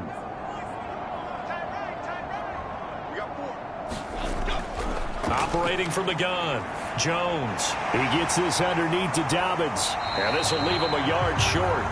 Nice pickup of 9 yards on 1st down. Here's 2nd and 1 now from the 7. Throwing, Jones. He'll find Dobbins out of the backfield. Touchdown! J.K. Dobbins. A 7-yard touchdown grab. And the Ravens get a bit closer. The CD, you know he's got great options at wide receiver, tight end, but there he looks to the backfield, and it results in a touchdown. I love how you laid that out. So many options. You maybe forget about some of the ones that you should be covering. And they made them pay with that one, didn't they? You forget about the guys in the backfield, they're eligible too. Tucker with the extra point. And the lead will be cut down to 14. So this drive spans 7 plays. And it's capped off by the Baltimore score.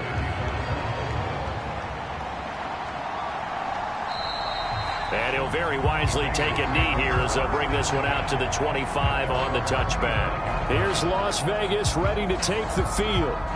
Their lead down to 2 scores after the touchdown a moment ago as they start with a 1st and 10.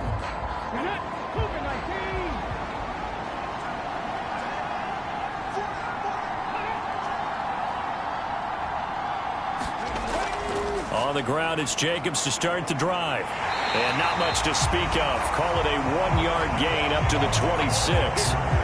Well, it's time for them to be good teammates right here. And what I mean by that is possess the ball for a little while. Get at least 2 first downs. Give their defense a chance to settle down a little bit after they give up a touchdown.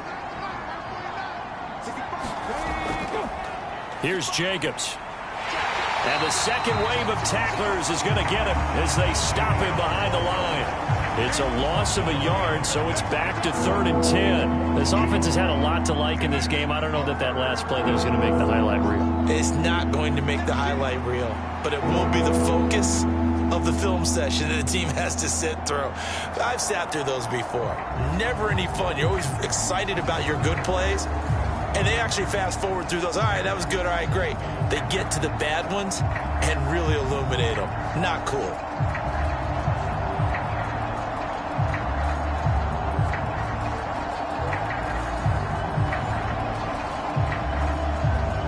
Third down and 10.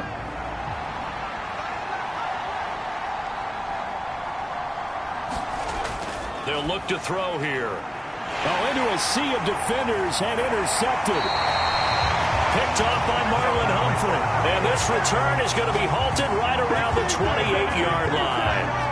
He's at it again, Charles. He had the pick 6 last week. Not a pick 6 here, but an interception. That's another Oski, because that's the word we use when we intercept a pass. Oski tells your team to rally around and block for you. Well, that worked really well last week because he had made it all the way to the end zone. This week he got the Oski, maybe not a touchdown, but boy, he's playing really well.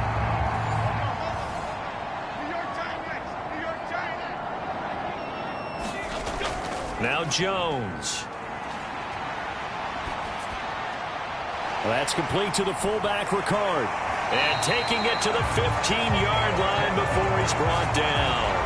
12 yards to pick up there. Good for a Raven first. It's pretty easy to overlook the fullback when you're making your assignments defensively in the pass coverage game. But in this case, they made him pay for that oversight and picks up a nice gain. Line of scrimmage, the 15. It's 1st and 10. Back to throw. Jones. And in for the Ravens touchdown. Mark Andrews, a 15-yard touchdown grab. And the Ravens are able to get a score back in the final stages of this third quarter. The tight end position has always been dangerous, especially in the red zone, short field. But now even more so because these tight ends aren't necessarily the tight ends of old. They're the rocked-up wide receivers who have a little bit more speed. Way harder to cover than before. Tucker now to add the point after.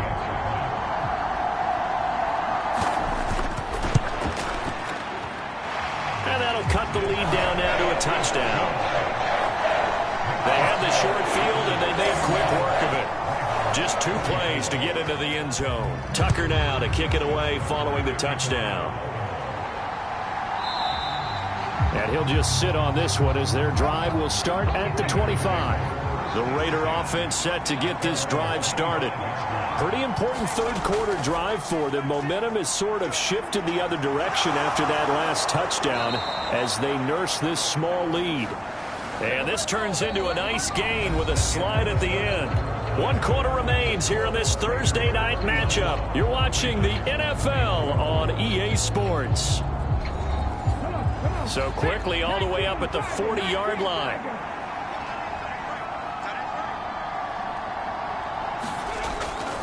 They will run out of the gun with Jacobs. And they'll get to him after a gain of 7 to the 47. Now 2nd and 3.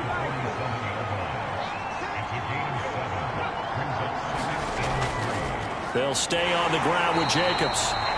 And he is going to be stopped cold behind the line of scrimmage. It'll go down as a 2-yard loss, and it brings up a 3rd down. Now that's a nice play. Got me fired up, partner. But can they do it back-to-back plays? All the training that you go through as a defense for these situations, when you have to get the ball back, everything you go through, holding up the runner, raking at the football, getting to the passer, knocking it out of his hands, whatever way, they have to get the ball back. Now can they stand tall again for a huge 4th quarter stop?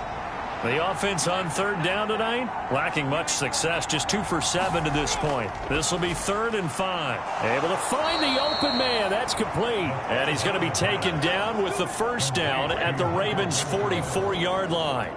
A strong pickup of 11 keeps their drive alive. Some think that teams really won't throw a slant route unless you have a receiver that has a lot of stature to him. But sometimes the little guys, they get lost in there. People can't really locate them, and they run that quick cut on the slant, and oftentimes they can turn it into big plays. Here's Jacobs on 1st and 10. And he is met in his tracks behind the line of scrimmage. He'll lose a yard there, and it's 2nd and 11. Sometimes you just sit back and marvel at what he can do defensively. Speed, strength, quickness, he's the whole package. And that package just wrapped up the runner for a loss.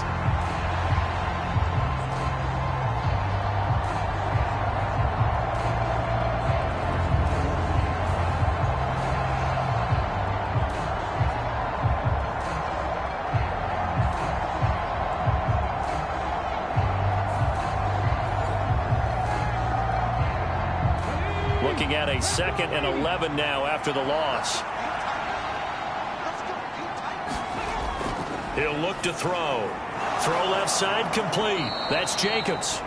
And here he'll be brought down a little shy of the 35 at the 36. This will be play number 7 on the drive. 3rd and a yard. On play action, they'll throw. And that will be incomplete.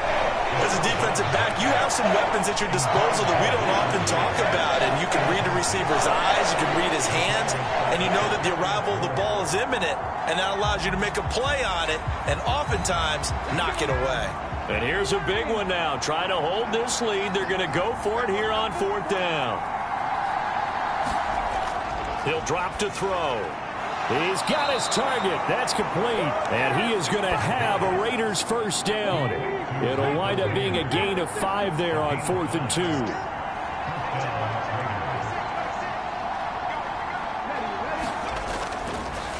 Now a carry for Jacobs. And a nice move will yield nothing as he's stopped behind the line. 2 yards the loss, 2nd and 12. I like the strategy. Extra tight ends, extra beef. They want to run the football, but that means they probably want to run it inside. If you get strung out on the perimeter, you're in peril. Yeah, we saw the result, negative yardage.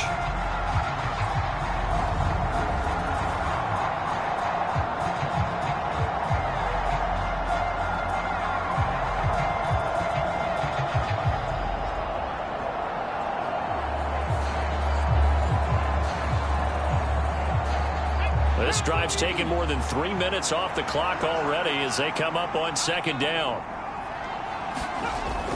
They'll look to throw. He completes it right side to White. He'll be marked down at the 26 with a gain of 7. 3rd and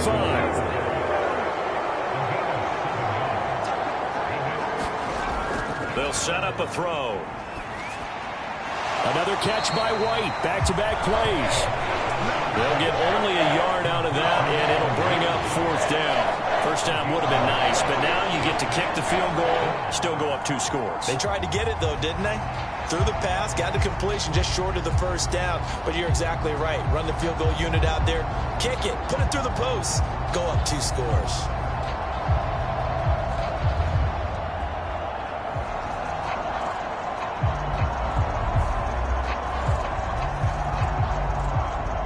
So now one of the biggest kicks of the night is forthcoming. This to make it a 2-score game. The kick by Sanders is good, and that will extend their lead even further.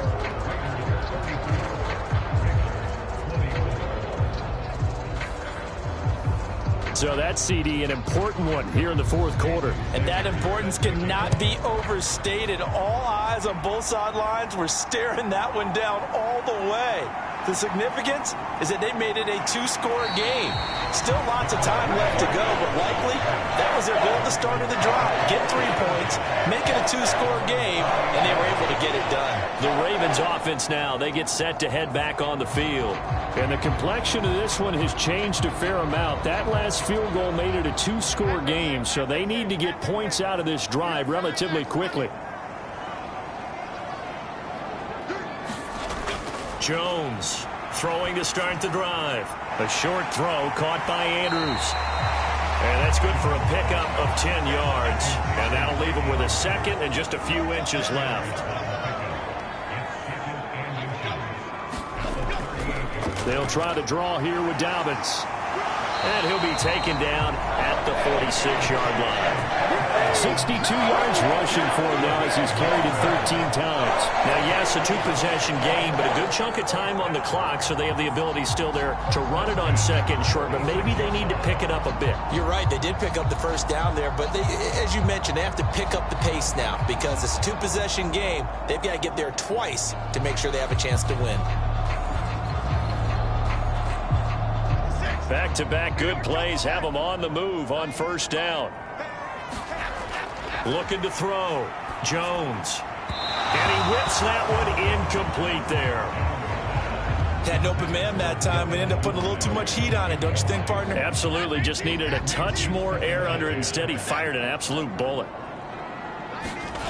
To throw again on 2nd down.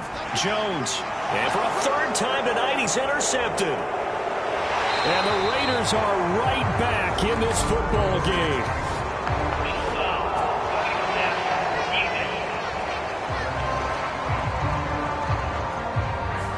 Well, certainly those are the types of mistakes they're trying to avoid as they attempt to protect this lead late in the game. And let's face it, they're hoping that this one doesn't cost them in a significant way. Yeah, one guy committed a penalty, but now the entire defense has to pay the price and try and rise up and overcome it.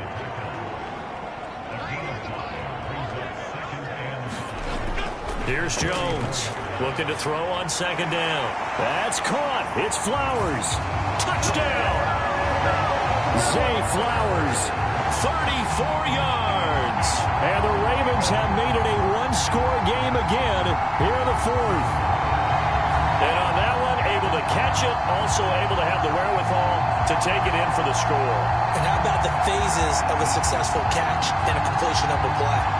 Look the ball in, secure the catch, and then, of course, the run after the catch that ends up in the end zone. Tucker now for the extra point.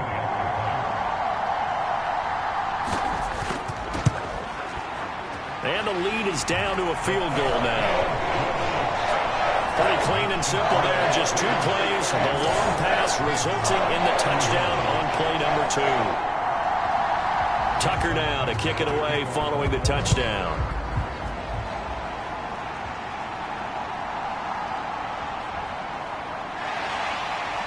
And he'll take it up past the 25 to the 26-yard line.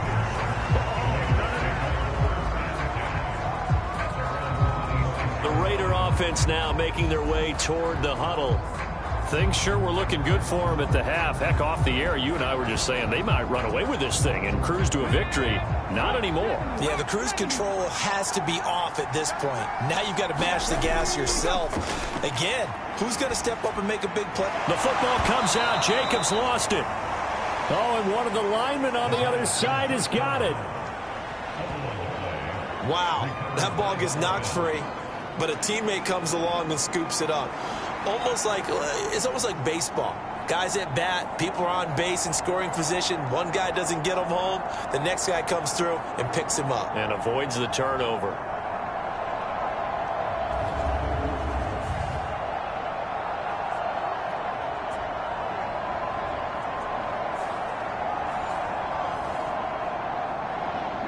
The fumble on first down. Now here's second down. They're going to look to throw.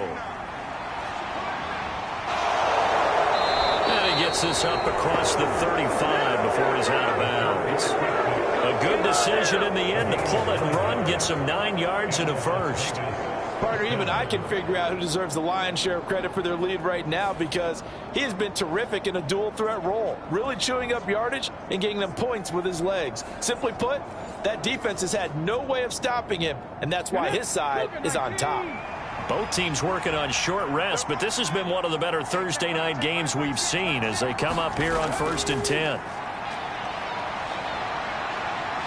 And this winds up a pickup of 2, maybe 2.5 to about the 39. Ball on the 39. Here's the 2nd and 8. Off the play fake, he'll look to throw. And he'll go down right around the 47 this time. Here we go, 3rd and 1. Gut check time on both sides. That is caught. And he's going to be taken down with the first down at the Ravens 40. The defense surrenders a 13-yard pass play there on 3rd and 1. He's been the go-to guy. They needed a big play there on 3rd down. Went his way. It worked out. Doesn't matter whether they've scouted it or that they think he's going to get the ball. He has a knack for finding his way open and completing the connection.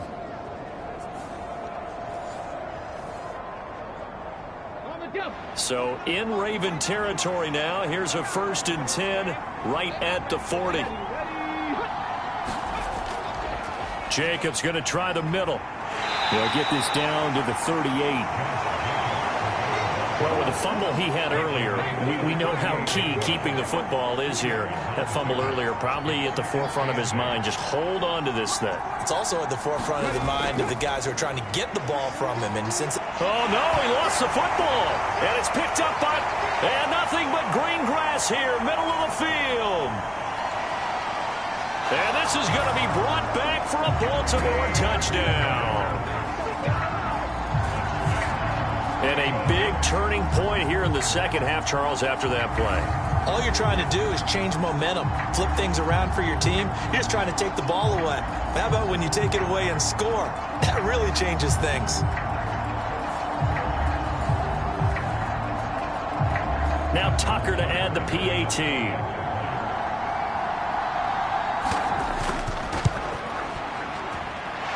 And that will make this a 4-point game. The scoop and score always always an exciting play in football, and we witnessed it there, grabbing it off the ground and then rumbling it into the end zone for 6. And you can bet they're preaching 2 hands on the ball here as the kick's away following that fumble return. Taken at the goal line. And able to get this out to the 25.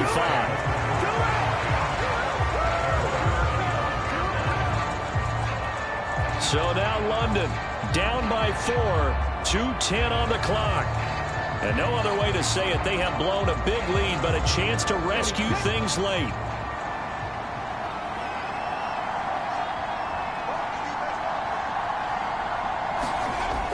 They'll try and start this drive in the air. Renfro bringing it in over the middle.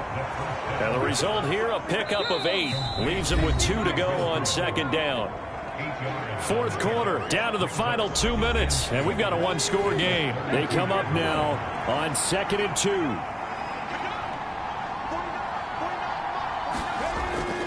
They'll drop to throw. Able to connect with Jacobs. And he'll be brought down right around the 37. Plenty of time. All 3 timeouts still remain. Here's 1st and 10 now. Broken tackle. Oh, now he's stripped. He lost the football. And now this ball picked up by the offense. But here in the final 2 minutes of the game, this will be blown dead. Only the fumbler can advance the football. So this will go back to the spot of the fumble itself. And Jacobs is going to have a Raiders first down as he'll get this down to the 47-yard line. And his throw is incomplete. Inside a minute to go. Here's 2nd and 10 now. He's back to throw. And he will slide to a stop. He does have the first down. The Raiders try to move quickly, try to get everybody back to the line. And now a throw on first down there, but it's incomplete. Limited time left on the clock after that incompletion, so I think both sides are going to savor every second to prepare before the next snap. Because once the ball's in motion, it may be a non-stop push to finish this drive off. Everyone better be on the same page right now, because I think they're going to try and get several plays off in quick succession if they can. Back-to-back incompletions, but we know this is definitely 4-down territory. Time not on their side. I don't think they want to try and get the first down in 2 installments. I think they got to go and get it right here, right now. Meanwhile, on 3rd down, they take a shot at the end zone, but it's incomplete. No choice but to go. Here's 4th down now. Got to try it here. He's back to throw. To the left side, there's Mayer. And now this is going to be close. The defense says they stopped him, and they did. But Charles, they're trying to protect this lead late. Those are the types of mistakes they could afford to go without. About the last thing you want to give them is help in completing a comeback, which is exactly what that penalty does. All 3 timeouts remain. How much that'll matter remains to be seen. It's 1st and 10. Back to throw. And he's got it. It's caught for a touchdown. And they have taken the lead here in the final seconds. What an outstanding drive right there to take the lead. And also, Charles, didn't leave their opposition with a whole lot of time on the clock. Yeah, I like the way that you're viewing this, because they did a tremendous job to put themselves in a position to win, but they can't celebrate just yet. They've got to clamp down on any big plays and force them to use up those timeouts without making any headway. Now an important extra point here to stretch this lead to a field goal. He's got it, and this is indeed up to a 3-point lead. A 10-play drive that time. And it's capped off by the Austin Hooper touchdown.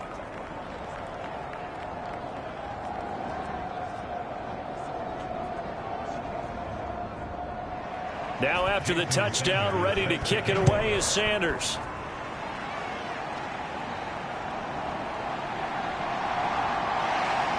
And up to about the 26-yard line, just across the 25. They'll come up 1st and 10 here. To throw is Jones. Connecting with Andrews. And he'll be brought down after a nice gain, a pickup of 20. Now they burn the timeout, and they're kind of in that gray area where they might be able to get 2 plays in, but maybe just 1 play left in this ball game. We'll see. And the clock will now stop as a timeout is called with 5 seconds left. Here's second down.